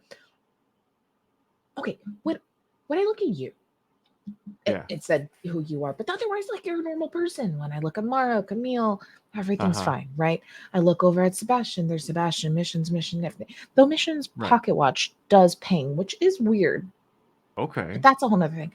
When I look at red, it says anomaly. Huh. And when you look at red again, it says anomaly detected. And I don't know what that is. Like, is that bad? Especially since we see Phoenix, pointing at Sebastian again, and then Flying Angel Zoe. But then Yeah. I didn't get anomaly for any of that. Uh-huh. It might be a good thing. Maybe it's like Anomaly? anomaly because they like created the world. Yeah. And I mean, red has honestly been amazing. I feel like in life things were a little rough, and I hadn't been as excited about anything until they got in touch. And maybe it's an anomaly of amazingness, of being the person to connect us heroes together again. I mean, As you say I red, agree. you both take a second where you look that I'm talking to Mara quickly. And Mara Jen just kind of probably nods their head and then just starts walking off in the same distance where Camille went. And then I kind of start walking towards your table, like, hi. Hey. I have no idea why, but that guard captain started hitting on me. It was very weird. And Because you're hot. and I look at you, Ava. It's like I am so sorry for any sort of experience where that's ever happened in your life, where a guy randomly walks up to you and starts doing that, or in her case, lady. That was strange. Also, kind of nice. Felt great. Can I say? Oh, it's much nicer when And a now lady does I'm it. like so flustered that my face is bright red. It's much nicer when a lady does it. Usually pretty creepy when a guy does it. There's a level of tact that most men don't have felt, for it. yeah, I never felt like I had tact, so that was a weird experience. I'm gonna sit. And then I have a drink and I just immediately drink the entire thing. And awkwardly, Sebastian walks to all of us and fills our drinks up. And it's weird. Every time it's filled up, it's all a different color. And mine is Can you make this red. yourself, Sebastian? Sebastian just gives you a wink, like special secret, and just walks away. It's at this He made a point you deal with the notice devil. a lot of the guard has left, and Mission also even notices that the three of us are just sitting down and starts sort of walking towards us. She's taking her time though. She's still saying goodnight to all the guards that are near her because again, that just needs to be her job, is checking in with everyone. And I just look at the two of you like, I just kind of told Mara to go see where Camille was. I didn't really want to, after I lean into you specifically, but like I didn't really want to go after Camille after what we saw. Yeah. Have you seen a creepy lady with skulls on her shoulder? I did. You did? Oh god, I thought it was just us. Yeah, I thought it was. Yeah, we saw that too. I pulled my drink. I was like, I don't think it's the drink that's doing that. And if that's who Camille's actually seeing, oh my god. Oh my god. I mean, when she chose the goddess of death, you know, they usually have a very specific aesthetic, and she was rocking it. Yeah. Yeah, just pomegranates. Oh my god. Oh. That's what I said. Don't eat the pomegranates. I mean, yeah. At this point, Mission walks up to the three of us. May I join you if you don't mind? It seems like everyone else is. And she, again, it's weird. It's bright and sunny. It's like everyone else is going to sleep, and I'm kind of still awake thinking about everything that just happened today. Mind if I join? Valid. Same. We also don't have anywhere to sleep. Give her this look. Oh, and when you say that, she's like, oh, and she pulls the watch out, which for Yang, now you see it when she opens it up. One side is telling the time, the other is like a map. It's like, actually, I will join you in a bit. I'm going to arrange for your accommodations. It is the least I could do for the fact that you aided us in a very, very important hour of need. I will make sure you all have a nice place to stay for the night. I'll be back in a bit. And then once again, just a puff of red smoke. She's gone. Do I leave smoke behind when I do it? What does it look like? You kind of leave pixels, which is strange. It's like 8-bit style or 16-bit style pixels, like a video gamey. It's very interesting. I did not. That's a bit. I don't know if you wrote that on your sheet or not, but that's a cool aesthetic. I watch a lot of sci-fi things. It's pretty It's sick. just all in there, like the Matrix reference we have here, just pointing at Phoenix's. There was a Matrix reference and I missed it. I hold up my arms and it's like I think she's just referencing the blue and red, which I didn't even treadmill. think about. We're in a But I guess fake that's a world, subconscious thing. That's amazing. right? I still think it's weird that I have these. Huh. Wait, Matrix? Neo? I mean, Why reality didn't I put manipulation. Actually, that's very. Oh, I didn't even think Neo? about that for you either. That's perfect. Oh my gosh. Once again Damn. for Ava, that email icon has the number 1. Yeah, Just- I mean, I'm not planning on like bailing till we have like accommodation. Oh, She's no. still Oh, no, very obviously. much in like Mhm. a little concerned that Mara and Camille have like wandered off, but is still in a little bit of like, we gotta stick together because weird shit. Right.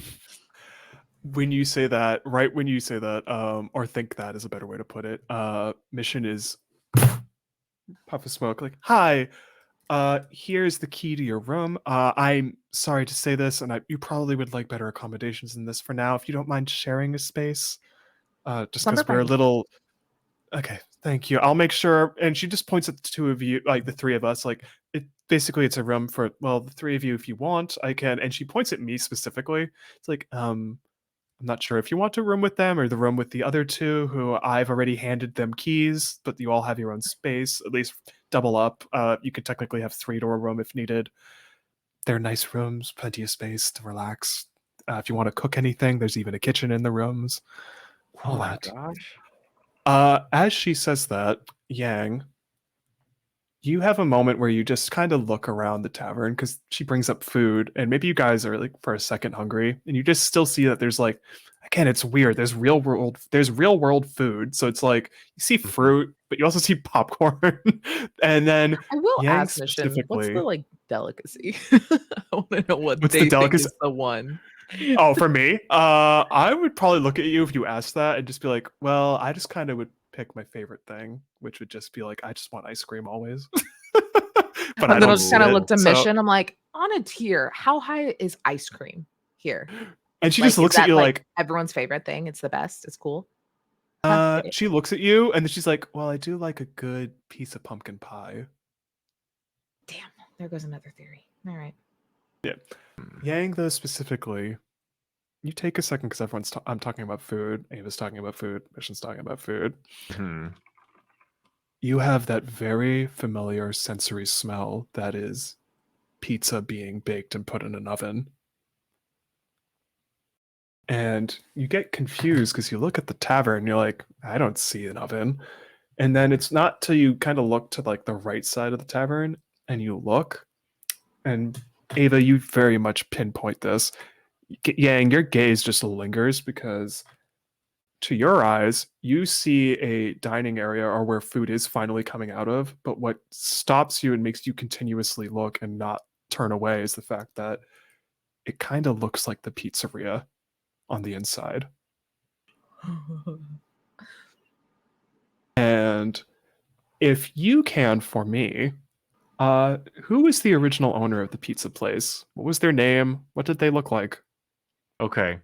Um it was Ricky, and Ricky, kind of a big dude, always wore like a tank top that you just saw sweat all the way, sweat or grease. You couldn't, you were never really sure, but probably both. And like a lot of like chest hair poking out from the top. It was a very plunging kind of a tank top. But he was up top. He had like just a few hairs going across the top, black hair, black and white. But he a lot of arm hair too. but he did a lot of as a bigger guy, he would always like with a kind of raspy voice order everyone around the pizza place.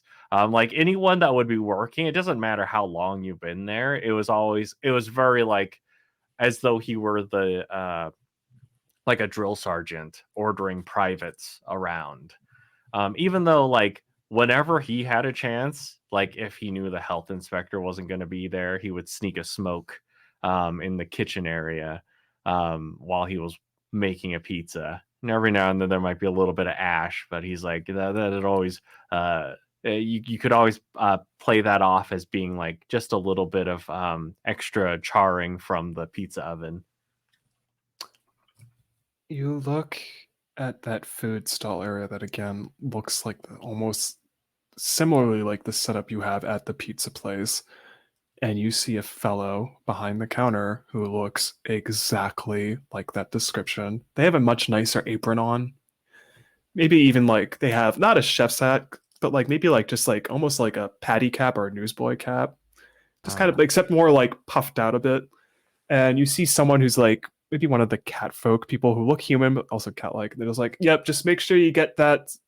That one goes to that table, and then that one goes to that table. Please make sure that gets delivered exactly as I said. Thank you. And they sound exactly like Ricky. And the mannerisms are the same. There's even a very, to be honest, on the nose, there's even a similar spot where grease there's always been a grease stain on the apron. It's the exact same spot. And your gaze lingers because you're hearing a voice and seeing someone you haven't seen in years since they left and gave you this place. But He's not alive anymore. And I'm saying this to the table. And Mission just looks at you probably. It's like, I'm sorry, what do you, and in the middle of trying to figure out what you mean, there's like a knight who comes up to her and she's like, I'll be back in a bit. Just gotta deal with this small thing. And I as Red just look at you like, wait, what? What do you mean? What are you talking about? Ricky. He was the owner of the And that's pizza when place. I look and I clock what you were talking about. I'm like, oh. And I would say, Ava, if you remember the pizza place from college, same fucking guy. I'm like, that's huh. He's not he's not alive anymore? Oh, He passed? Oh wait, duh, because you own the Yeah. Oh. I just thought you like Yeah. something. Okay. Probably forgetting for a moment that like Mission is there. Is this like one of those like dream things? Because like people can't just like make up faces like in a dream. They every face that is in a dream is like someone you've seen. Or, I don't know if this is true. I've heard it, but it's just like you fill your dreams with faces you've seen. Maybe it's just someone passing on the street. Your little brain just logs that away, and then when you're sleeping, it's a random person in the crowd again. Right. Is that what's happening here? Again, It's just people from your brain that just the dream is filling it. I mean, with Mission, I mean, I wrote her character in. I figured that'd just be a fun thing, but like, but it'd be weird if only the Pizza characters Guy? you wrote No, I in didn't were write that. here. Yeah, but if you I know, but only the Pizza Guy I characters you didn't wrote write in were in. here, it'd be like 3 characters. So it's gonna Yeah. fill the background people with just shit from your brain, right? Yeah. I guess, but again, I didn't like. I just look at that and then I look at you. It's like I swear I did not. And I have now a look of utter distraughtness because I feel like I've done something really bad. How does that make you? How are you feeling right now emotionally looking at him? Is that making your emotion go down? Or Oh yeah. So like okay, so Yang's feelings whenever Ricky was involved, like I would plummet. Like I don't know how mechanically I can plummet, but I would go to 0 because I feel like no, if you feel that, I will do that. Okay, because Yang dreaded Ricky because any moment it's like sure it's like if you're on the way to work it's like okay I'm on the way to work, but like anytime he saw Ricky it would be like okay am I gonna get chewed out right now, am I gonna have to like scrub the toilets right now, is he not going to have like restocked supplies and I'll have to go there and then stay later right now. And so every moment was just dread, hoping for the time when I get to leave. So straight down. And I, as Red, just looks like Yang again. It's still weird saying Yang. Not going to stop saying that. Sorry, guys, but I did not. I would not do that. I just stare at it now, like, what the fuck, Ava? You have a moment where this is happening. You look past Mission, and you see him from one of the stairwells. Someone just walks up. It's like a young woman, very bubbly, like probably skipping towards the tavern. Tell me about an influencer in New York who you've maybe had to interact with for one of your side gigs, and maybe you just can't stand them, and yet they're the one who keeps landing those side gigs and jobs that you've been trying to get towards and work more towards, and yet they keep landing. And you're not sure how or why, because you think they're utterly annoying, and yet that keeps happening. And you're now looking at them as they walk up to the tavern. And what do you feel when you see that person? But also, what do they look like? Yeah. So I think that it's their name. We mean like a good, like, one word name. Do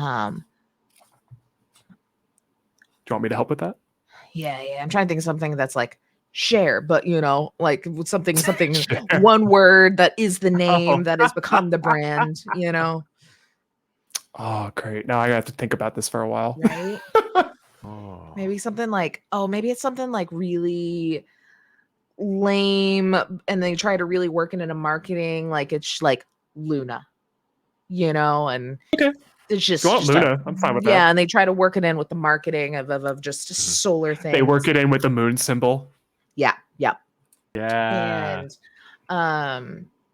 yeah, I think, they're just like the conventionally attractive by media standards person, real, just like symmetrical but conforming features, the perfect hair, always the perfect makeup, like the Hollywood poster body build. So it's like one of those things where it's like, they have the looks, and then also, probably have some like good takes and some fun bits here and there, but I think they're just so extremely fake.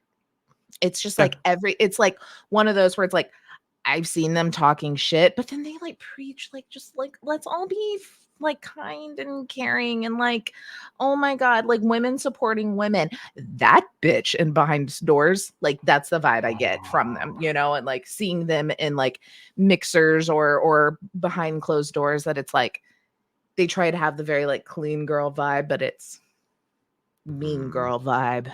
Yeah, very two-faced. Yeah. Their attire is that of a mechanic's. Like they have a mechanic's apron on. They have like a bandana in their hair. They have clear as visible day like grease stains on their face. They have like those very auto shop gloves on, and they just joyfully walk up to the tavern. And you specifically hear them just like, "Hi, Sebastian. Just the regular." It's like, "Gadget, I gotcha. Don't worry about it." Theirs is like, and you can see it from a distance because Edie maybe hones in on it more than you like accidentally. It's like a golden liquid. And then you see Mission clocks that they're there. It's like, "Oh, good to see you. How's the guild today?" It's like, "Oh, things are great. We even," and she opens, like, digs into one of the apron pockets, like, "Oh, I got a new one. Where is it?" And she pulls out, if Mara was around, it would freak them out, another pocket watch. She opens it up. It's like, "Yeah, I mean, I've been working on the design of yours to make it work a little bit better because, it's not a bad thing to tweak a good design. It's already working." And for you, Ava, you just keep looking at this person and you feel the way you feel. And it's visually apparent on your face. You don't hide it unless you say otherwise. No, fully Mara, or I'm not Mara, I'm Ava. Ava is one of those people where they're like inner monologue, like, I'm really keeping it cool right now. No one can tell. And this is the face. Like, no one can tell. I'm totally keeping my cool. Everything's fine. Ava, your face It's doing that thing when you're clearly something's bothering you. I have an email to check, and I just stand up. I don't know. Huh. Okay. And Mission and, as you named her, Luna, they're just having a talk. And the more you eavesdrop, the more you're finding out they are one of the heads of the Mechanica Guild. Oh, of course. How cool for And they them. look like as fantasy mechanic as you can get. Like it's almost Winry Rockwell vibes from like Full Metal Alchemist. Oh my Oh, god. terms of don't their make her appearance. that. I love her. Oh no. I know, but it's like I that can't type of hate aesthetic something I look. love. It's that type of aesthetic look, and it's just one of those. As you just said it, you're conflicted because one hand they look exactly and they sound personality wise exactly like that person so far. Is this someone that Phoenix would have known? Because this is in my now life and in my New York circle. You're not sure. That would depend on if you'd ever told Phoenix about them. Look, I try to sound like a fucking badass constantly. So if there's any sort of person that's being better than me, they never get talked about. I just And you're spitefully write very, about them in a journal. and in that regard, then you're very confused about why this person would be here because you've never once mentioned them to Phoenix. I'm putting it together. I'm not, but she thinks she is. As mentioned, Ava just gets up and leaves. Yeah. And that's when you and I, Yang, we just watch Mission have this conversation with someone, but then we also just see Ava leave. Just very, not huffing, but very much not happy. A little. I do stop, turn around, and come back. Where's the hotel? Oh, your suite is, see, they open it and I point out, and Mission points off into the distance where it's like there's this just open, large as heck open entryway, and it's like, yeah, if you just go to the front desk, tell them, like, show them the key, and you have the key. It's like they'll just tell you which floor to go on and which door is yours. You'll be fine. Cool beans. Edie, can you mark that? I'll just kind of throw the keys over. I'm gonna take a quick walk. Meet you back. Edie has it marked. Edie actually scans the key and already has it pinpointed what door. Beautiful. Love her. As you walk off, do you check that message notification exists? I do. I think I probably find like just a little like kind of park vibe or just something to just kind of sit, because just walking around with email still probably feels disorienting. When you check it, you open it up, I'm assuming.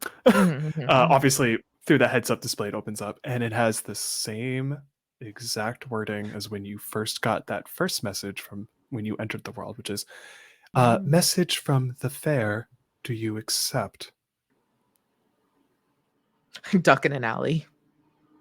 Look,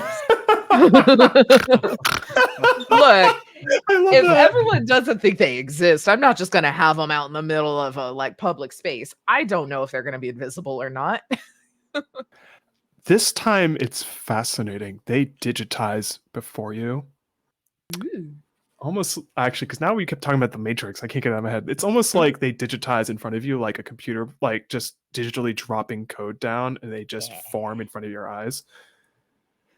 And again, you can't tell if they're looking at you or not because it's just they have like circuit board like things running through their body. There's no visible face with eyes or a mouth, and yet you hear them say somehow out loud, "We present you with a gift.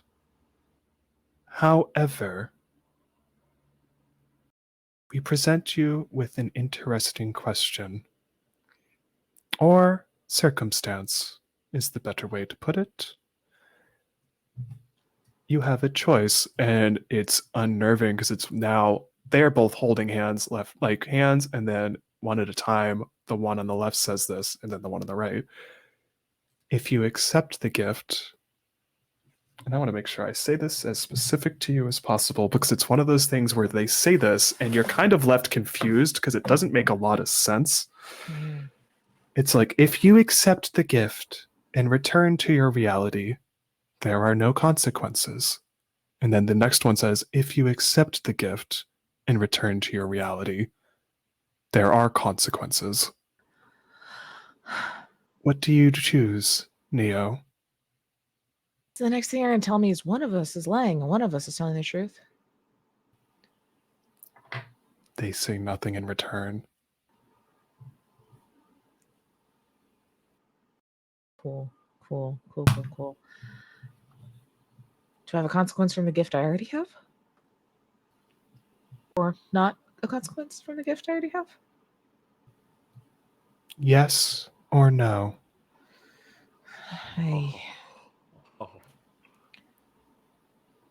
Fuck it. Yes.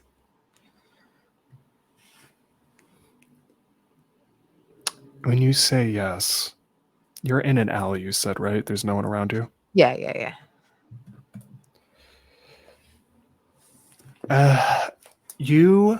What did you choose as your gift? I chose gun, but not specifically gun. What is the actual wording of it? Cybernetic enhancement to have gun. Describe what that physically looks like. Yeah. To kind of steal from what the book describes, this as a powered exoskeleton grows over and through your body, which is just a badass. I think that where the teleporter is on the inside of the wrist, very like Spidey style, it kind of the bit that is the body of the teleporter kind of grows around a little bit, almost like a bracelet, and kind of these like a couple of like little metal like tendrils kind of come up about halfway up the arm, but then it's like more that kind of EMP threading that kind of follows. So it's like, this little section of her arm now has a couple of like little metal brackets that come down pinned in on the side, and some EMP threading along the top. As that happens, it's not quick. It is like you watch it happen before your very eyes. Both of them point their arm that is free for each of them. They extend their hand out, and you watch as that literally happens in real time to your hand. And that is also when you feel the most searing pain you have ever felt. Like, it hurts. This is not as simple as someone just like that. You feel like someone is mechanically grafting onto your skin. And it is the most agonizing couple of seconds you have ever felt in your life. Whatever has been the worst pain that Mikey has ever felt, it is that exact feeling. And then when it's done, what does it look like when you have the gun? Is it just like it pops out of your arm? Yeah. So What's I it think look like? those like little metal brackets kind of where the side of it and where like the EMP threading is, like that part of the skin is no longer like skin. It's like the hard plastic skin cybernetic vibe. So that like whenever I want gun, they just kind of slide into those little metal brackets and gun pops out. So it's like right on my forearm. So instead of it's And as you inspect that, and the pain is no longer there. You don't feel pain anymore. But it was the fact that you did for 5 or 10 seconds is not right. Probably shaking still. Yeah. And you then have that moment where you immediately check the gun, which does it look like your pistol, or does it look like something different than the pistol you already have?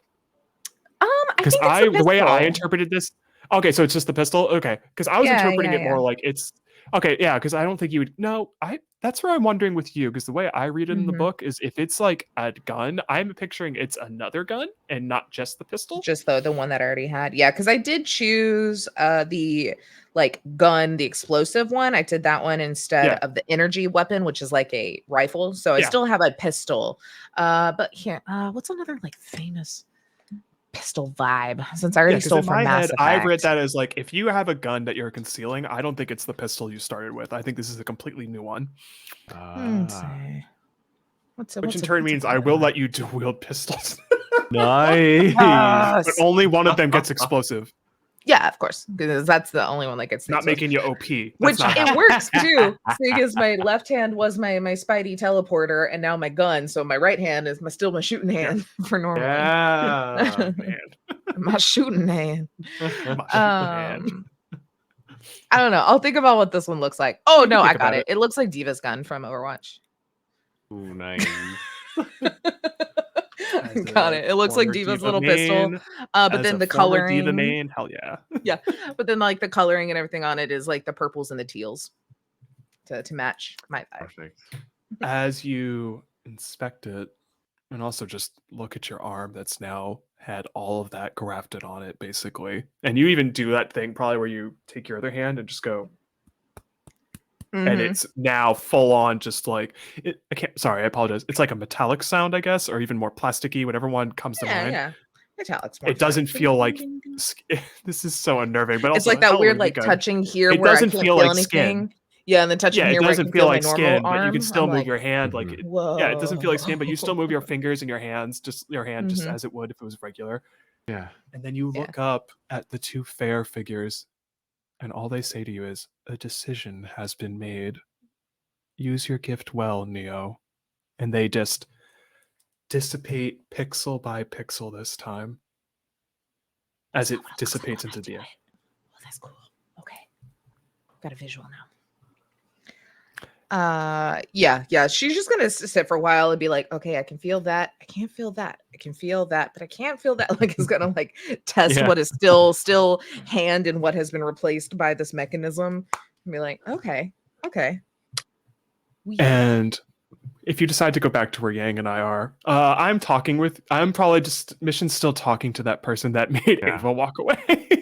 And she's probably not introduced. No, It's I'm like, going to oh, the shopping yes. area. I'm just walking around until I go back to the hotel. Once I think y'all have maybe made it to our inn.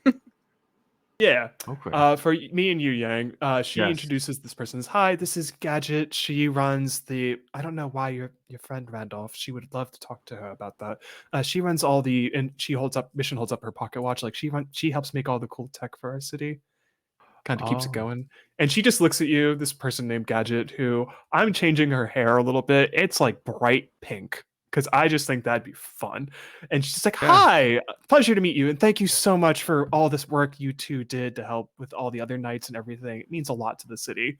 And if Ava was there, it would have felt like a very, either they're being genuine or not. You can't tell. No, because when they go home, they're gonna be a piece of shit about it to whoever the roommate is. And be like, we could have done better. Fuck those guys. In the middle of that. Oh, yeah, go ahead. Well, I'm just trying to be pleasant. But like I'd imagine that like there aren't a lot of stimulus in this area that were new. Oh, yeah. Where it's like, okay, something put Ava off. And I think I'm looking at her. And I In kind of give fact, you that all the look other of like, stimulus have left the room except for this. Right? yeah, and I look at you and I'm like, I think I'm thinking the same thing you are. Yeah. Yeah. Um Hi, new person. Pleasure to meet you. But I'm still giving you that look of like, no, I'm with you. I think that's why she Yeah. left. yeah. Gadget, Yeah. you said it was? Yeah, Gadget. Like, if you ever need anything to help with gear or equipment, just come by our guild. We can help deck you out. Make sure you're prepared to go back out there. Yeah, sure. Yeah. I don't want to keep you guys because it's late, and they take out a pocket watch. Like, yeah, I should probably get some rest. Despite everything, and just pointing up at the sky, like really hard to sleep with that bright light. Don't stay up too late. And she just waves us off and starts walking away. Ava, you notice that they start walking away when you're at the marketplace because they start going towards a different sort of housing area. And again, they're just hopping and skipping on the way there. It's that annoyance that you've seen in Oh my New York City in gosh. real life. Oh no. And as Red, I look at you as like, oh, I forgot to ask, did you get any new ability or anything? Because I think after that fight, you guys probably should have leveled up. Because I know I wrote stuff like that down. Yeah. I took someone's feeling away. And I Someone's felt it. feelings away. Yeah. But then he took it he probably didn't do the same. Like, I'm pointing at Ricky. He probably didn't do the same thing that I did. It just a reflex. But Cornelius came up, who was like Patrick from back in the day, Oh my god, I haven't heard that name in so long. Yeah. And like I could see how nervous he was to meet me, and I felt like I wish I could feel that way, and I did. And he wasn't nervous anymore. So Oh my god, really? yeah. So I if mean, I find I read up on your stuff, but I just wow. Okay. Oh my yeah, god. if I find so that's what I'm thinking. If like maybe tomorrow I should find someone who is really looking forward to something and is nervous, and I can take that because I felt good. I felt powerful with that. Wow. That's wow. Uh if you, well, I I don't level up like you guys. I don't, but that's awesome. Yeah. That's cool. That's amazing. Yeah. Yeah. I wonder what Ava got. I don't know. We'll Y'all find probably out. would have heard just a really quick like yelp before she like bit down of their other arm during the pain and just echo. Is that a squirrel or something? That's a squirrel. Oh, actually, you know what? You see a furry little squirrel run by. Oh man. I got It's like, scared by "There's my a squirrel." scream. Uh Mission just looks at the two of us like, I'm going to go try to get a good well-earned rest. I Yeah. implore that you do the same. Just you never know what could happen. Tomorrow is always a new day. Yeah. Absolutely. Thank you. Sir Knight, and she's going to continuously seem to call you that. Uh, when you can in the morning, our god captain Lena is not here, but she wants to talk to you in the morning when you're able to. She had a interesting request to ask you, and I don't want to repeat it. It's she wants to talk to you. Just find her in the morning. Okay. Okay. I will do. I hope you have a great night. And she does like what seems like maybe their military salute to you, which is she just puts her hand like this, like, thank you again for all you did tonight. You and your friends did us a great service that hopefully we can repay you. No need. We are heroes. We don't need payment. She smiles, nods, again, giant freaking rabbit hair like ears, just nods. It's like, have a good night, you two, and walks away. And I just look at you as you say, we're heroes. Like, yeah, we are heroes. That's awesome. Right. Right. Ah, Red, I have a question for you. Um sure. if you wouldn't mind, I just want to do like you remember back in the day we used to do an improv exercise where it was just like I would say a word and then you would say the first word that came to mind, right? Oh yeah, that was fun. Because Yeah, sometimes you get the weirdest answers. right. Do Yeah. you mind if we do that real quick? Yeah, let's do that. Okay. Um, hot dog. Fun. Uh, buttocks. uh okay, that's not at all what I thought was going to be said. I don't know a response for that one other than laughter. Great. Um, anomaly. That's random. Peculiar, I guess. Okay. Thank you for indulging me. I was Okay. just curious. Just trying to get back in the groove of things. Yeah, yeah. I mean, it's been years since I've done stuff like that. Uh, anyways, uh, I'm, I'm gonna go try to find, and I grab the key. The room I guess we have, the three of us Yeah. can share. Do you want to follow suit? We can find Ava. Yeah, absolutely. Stomping towards the Yeah. Yeah, actually, we probably see you, but we don't see the stomping or hear it. Right. And I'm probably just like, hey, okay, she can't hear me. Let's just try to catch up with her.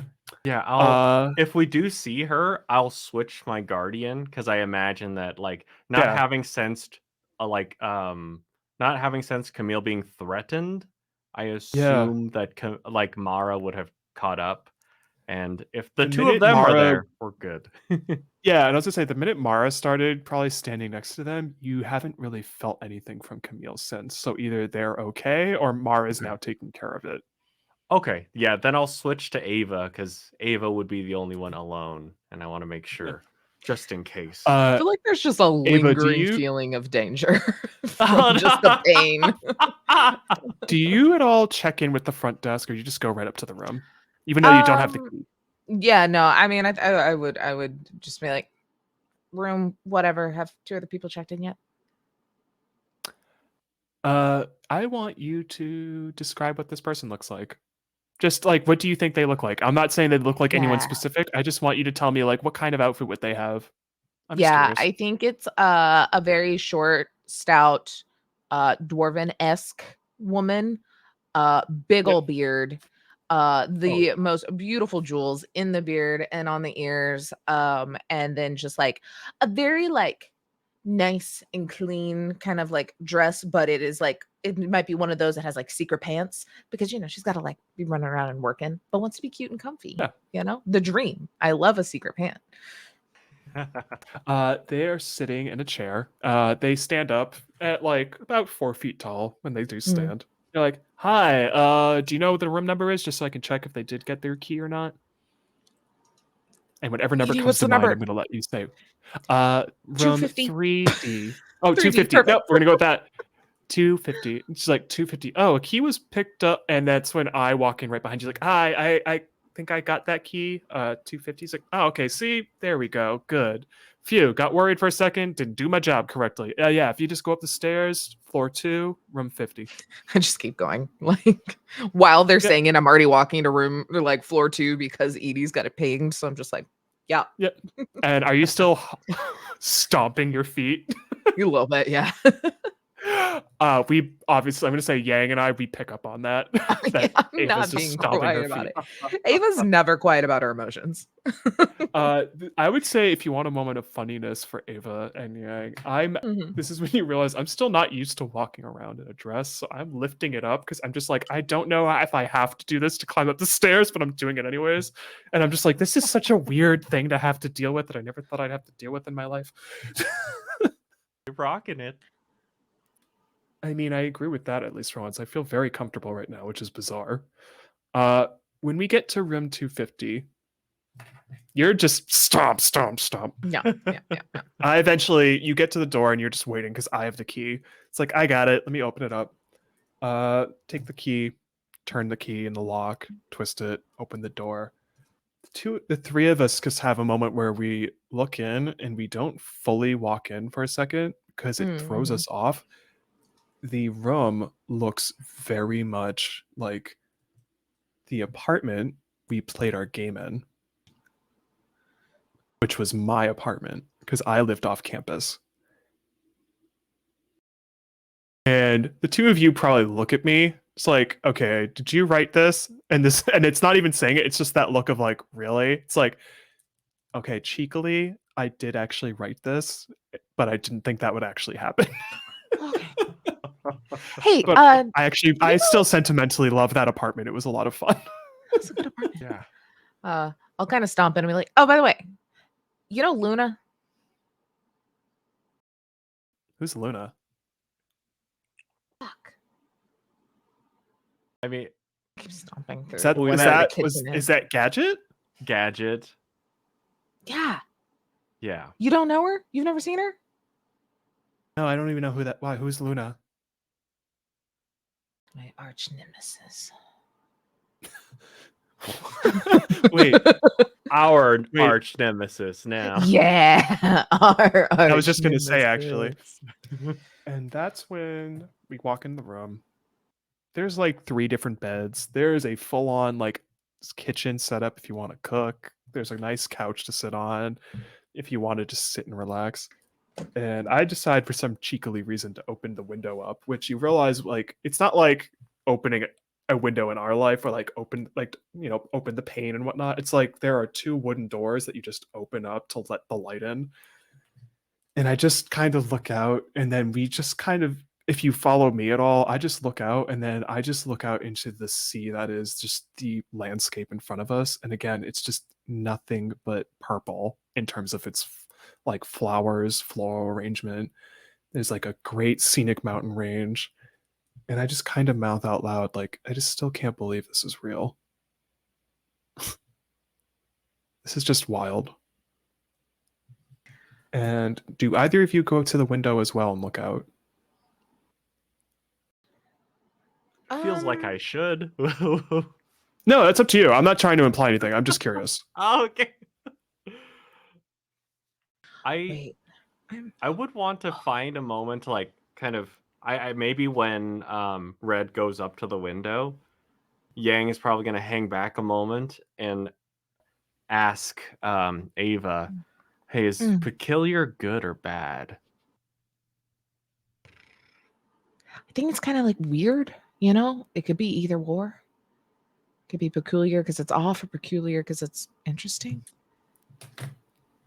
All right.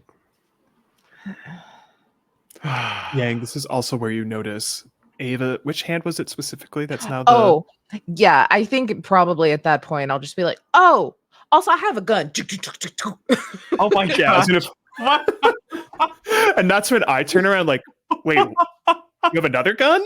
And that's when I see your arm and it's like, what the fuck happened to your arm? Oh, the creepy twin showed back up. I got this. You and one step at a time. And I invade space horribly, and I just like, and it makes like Right? does it make a Like metallic noise skin? or like a? And then not skin, and then skin, and then not skin. It's weird, right? Hand, not hand. Hand, not hand. Ding, ding, ding. Slap, slap, slap. Ding, ding, ding. All of you leveled up. That's so meta and funny. Yeah. Looks like Diva's gun. It does look like Diva's gun. Which I would know that. I was a Diva man. Yeah. And then I go back to the window and just kind of like, I need to look out the window because I'm just looking at you like, that's just, I will process this later. I look back out and yeah. Is there anything else you do in the room before you go to sleep? Are we like amping up to like we're kind of wrapping this session? Possibly. Okay. I think we'll probably like just piddle around until maybe like Red is like, good night. Trying to like Yang to like stay awake with me. Like, let's have the last of my scotch.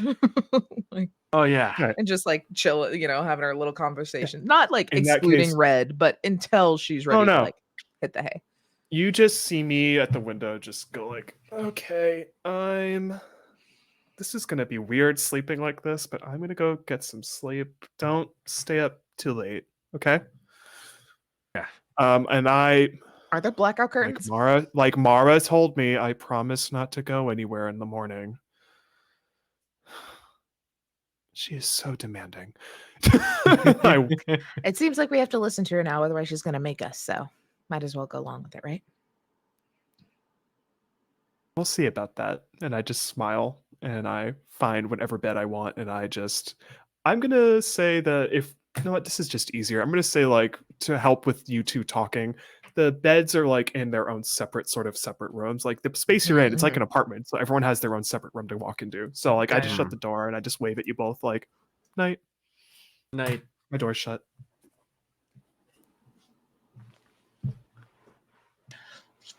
She doesn't know Luna. Which means things from our brain could be here too, right? Yeah. I don't know how it works, but I don't know. I mean, I just barely met Luna Gadget, and Yeah. I see why you hate her. It's fake, right? Right? Yeah. Oh my god, you're my favorite. Yes. Okay. Yeah. No one believes me. Everyone's like, Ava. Shit, that's not my name. Ava, you're being a bitch. I'm like, no, she's a mean girl. She is. Anyway, could like everything she was saying. I was just like, oh my gosh, I'm ready for you to be done talking now, because it was like, oh my I couldn't. There's a reason you've always been my favorite. And this is just reinforcing this. Okay. I have like a super wild, maybe weird thing to just throw out. There's a lot going on. Okay, right. But anyway. Yeah. Okay.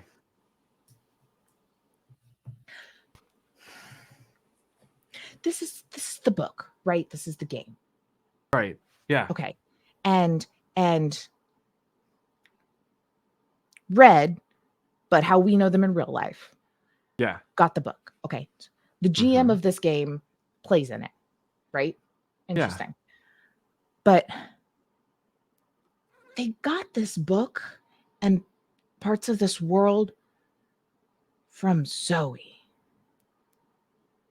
who's now big God in the sky. Or not God, but big scary angel in the sky.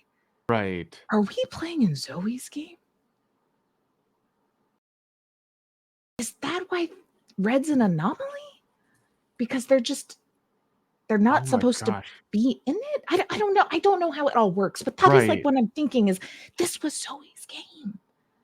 And now they're like up there without Red. Yeah. Red making it, you know? Right. I didn't know Zoe, but if Red in real life, God, this is so hard. I wish we just their names. Yeah. Yeah. If that was, their partner, then it seems like Zoe would be cool. I don't mind playing in her game. What if we're like the opposing people to her game? Like the bad guys? Yeah, maybe. I don't know. Because I'm sure, like, this is like hundreds of years after, or 100 years after our old game, and like I'm sure that Red and Zoe would have talked about that, right? Yeah, I'm sure. And so maybe Zoe's like, oh, let's like explore the Fallen or whatever. That's a theory, or I don't know. Mm-hmm. Do we know how she died? I have no idea. As the GM, I'm going to say well, actually, Ava, you would know because you were close with Phoenix. Oh, we all lived in the same town. It was kind of just shocking. She just went to sleep one day and did not wake up. There was like a funeral. No one knows more than that. Phoenix won't talk about it, but no one knows more than that. There's like a funeral or like... Oh, there was a funeral. That happened. Okay, but like there was a body for it too. But it's like she just went to sleep one day and she just did not wake up. They like to say it was natural causes, but that's also just surprising considering she was only in her mid-30s. Oh God! I have a scary idea. Oh God! Intrusive thought. Leave. Nope, it's here. Fuck. Okay. Just say it. What if like our bodies are just unconscious in her fucking apartment right now, while our head's here? What if that's what happened to Zoe? That's not what I was thinking. Oh my gosh. I'm sorry. Yeah. Oh. I don't have my anxiety meds here, so my freaking head jumps to the worst opportunity. No, it's okay. It's all okay. I'm wondering.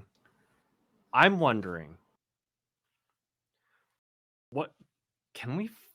Because we saw her here. Yeah. If we're okay, the whole body thing. I'm gonna put that on the back burner as something that I don't want to mentally deal with right now. Yeah. Oh, poor Frank. He's just looking at me thinking I'm dead. But what if maybe if we find Zoe in the sky? Yeah. And if she leaves, is she gonna be alive? I don't think so. Because that's gonna be really horrific for her. But we As you two think about that, two things happen. You notice Red did not bring their large, like leather-bound book with them into the room. You can see the D20. It's like on a table in front of you. And what's interesting is you see it change colors. It goes from orange to a dark blue. And it's like striking that color blue because it is like that deep dark blue that's just very prominent. And it's like, even with a glow, it's almost like a deep ocean water blue. But it just naturally happens where the two of you had that moment where you're both contemplating that. And you just look at it and you're kind of just like, is it supposed to do that? I'm not sure. And then the other is the window's open and you kind of have a moment where your gaze just drifts towards the sky outside. And almost like a screen glitch, the sky changes to a bluish, dark blue tone and then snaps back to that angelic white. We're breaking the matrix. Yeah. Holy shit. And as you say that, that's where we're going to end tonight. Oh my gosh. Because you look outside again and the sky literally glitches for like an off blue back to angelic white, and now everything just looks like it was a second ago where it's normal with just that angelic coloring. Oh my goodness. Breaking the I will leave you matrix. guys thinking about that. It'll be fun. Oh, Yeah. gosh. Thank you everyone for watching. Thank you to Taylor and Matt. Holly and Beck, who were not able to join us tonight. We miss you. We love you. I'll see you soon. So And I excited have fun for you things to all say up when here. it gets to my part of wrapping up, where I can talk about them specifically for a second. But let's go around the table and introduce yourself, who you played, where people can find you online, and anything you got coming up, starting with Taylor. Hello, I'm Taylor, or at Potato Toe, because there's underscores before and after on that like shitty site that's burning currently. So just do it without on the fun one where we just get to fly around in the sky. I've been your Ava today, a ball of all sorts of emotions because she doesn't have magical powers to deal with them. Oh boy, she's really next time she goes to the bar, she's going to specifically think about Adderall and like some Xanax. that's what's gonna go on in her head and be like, yeah, okay, feeling better now.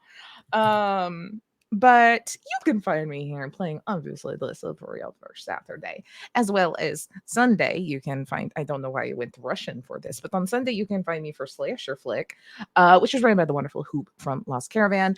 I know my character's going to die, and I'm just hoping it's going to be in a blaze of glory with JT and I just like killing each other. It's gonna be great. So come join in for that and see who survives. We're gonna have 2 Scream Queens, y'all, and so that's gonna be very interesting. Then on Monday we have Never Going Home, which is a World War I like meets Eldritch horror. So you got a little bit of history, you got a bit of magic, you got a lot of despair. So much of it. We in our session 0 built multiple characters each because it's pretty certain we're gonna die a couple of times. The whole game focuses more on the company, not your individual characters. So it works, but your individual characters will probably die frequently or go mad, which mine already is when I start off. So it should be fun. Then on Wednesday, you can come back. I will also be in Beacons, which is run by JT. It is a Beacons actual play, Beacons of Firelight. If you know Lancer, it's the same system, but instead of big mechs, you are fantasy magical people. It's very fun. I'm not in this, but come back here Thursday for Marvel Multiverse and every Thursday, as well as we have Return to this every other Tuesday. That you can also find me over back to what I'm doing on Lost Caravan on the Saturdays. That's not this playing Fabula Ultima, where I am a just so fun. I can do so much magic and it's great. It's such a great system. She has amnesia and is a pacifist, so is really great in this world in which you're supposed to kill everything. So come join. and is wanted for murder. So you can see how that's very confusing for her. She's like, I don't remember it, and I don't hurt people. Oh my gosh. So come join for that, as well as we are about to start. So keep an eye out. There will be a straight to YouTube series of Old Gods of Appalachia for So much Lost fun. Caravan. I'm so excited for that. I built my character with a lot of like Cherokee influence to kind of like Oh, nice. throw a little homage to my heritage, because my family's from originally like North Carolina area before, you know, that really bad thing that happened where they kicked all the Cherokee to Oklahoma. Yeah. So, you know, someone that didn't have to do that, which will be very, very fun. And I basically picked all of their abilities to be like Huntress from Dead by Daylight. So I'm going to wreck shit. Yes. And then last thing is Bloom and Blight. You can find that anywhere that you find podcasts. It is a Girl by Moonlight actual play podcast. I am the GM for that. We have a wonderful crew, and Anna, Archival Dust Bunny, and Kit Roll Cost have done an amazing job with producing and editing that. It's just beautiful. We just recorded our last recording for season 1, so I can officially tell y'all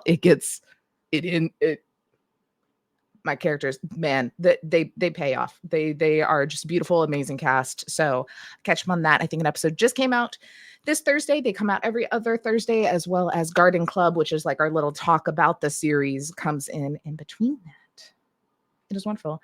And we're gonna have season 2. So just like listen along, enjoy. Nice. That's all the things I have going currently. Take a drink. So many things. Right? I have just a drink left. There you go. Nice. Next, Matt. Yeah, I'm Matt. I was Yang this evening. You can find me everywhere as Improv and RPG.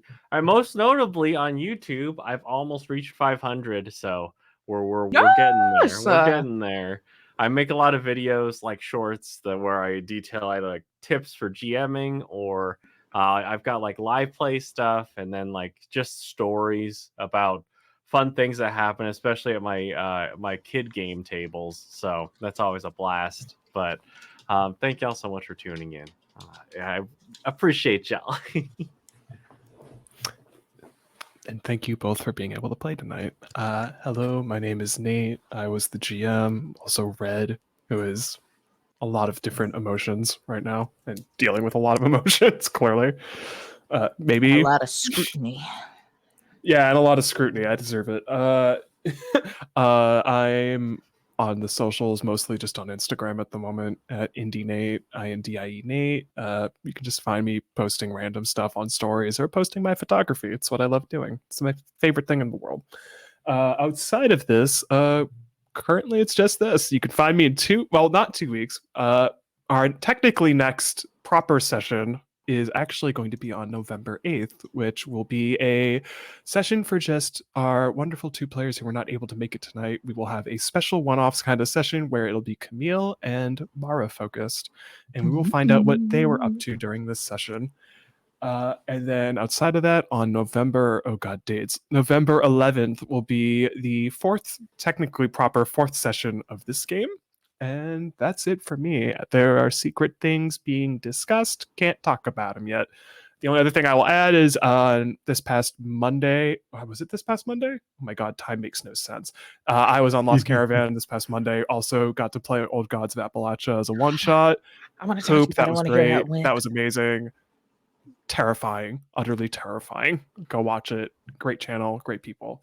And with that, again, thank you for playing, thank you for watching, and we'll see you on the 8th. It'll be Wednesday on the 8th, 6 p.m. Pacific. It'll be fun. Might be terrifying. Yeah. Alrighty, are we gonna rate anyone? We're gonna throw a raid. I meant to ask, and I almost forgot. You could. To saves versus death. They are on a little break right now, so everybody just like shower them with love. I think they're playing Cyberpunk. They are amazing group of Cyberpunk players. If y'all have not watched any of their stuff, go and watch on YouTube. Before I hit the raid button, I just had a horrible intrusive thought again of if all of our bodies are just passed out in our apartments, how bad it's going to be for the person that finds it. And there's this Zoom call that's been going for like days with everyone passed out in each single. And Oh, the Lord. GM has nothing to say about that. Oh my gosh. I know. Look at me. Look at me. I know. The GM has All right, nothing to say about goodbye. Wow. that. I Did won't I make answer a that. thank you screen for this? I did not. All right, we're gonna end it for the stream recording. I think everyone else should have already rated. Goodbye to the editing Taylor. She's the only one that's ever Bye-bye. gonna see this. Goodbye.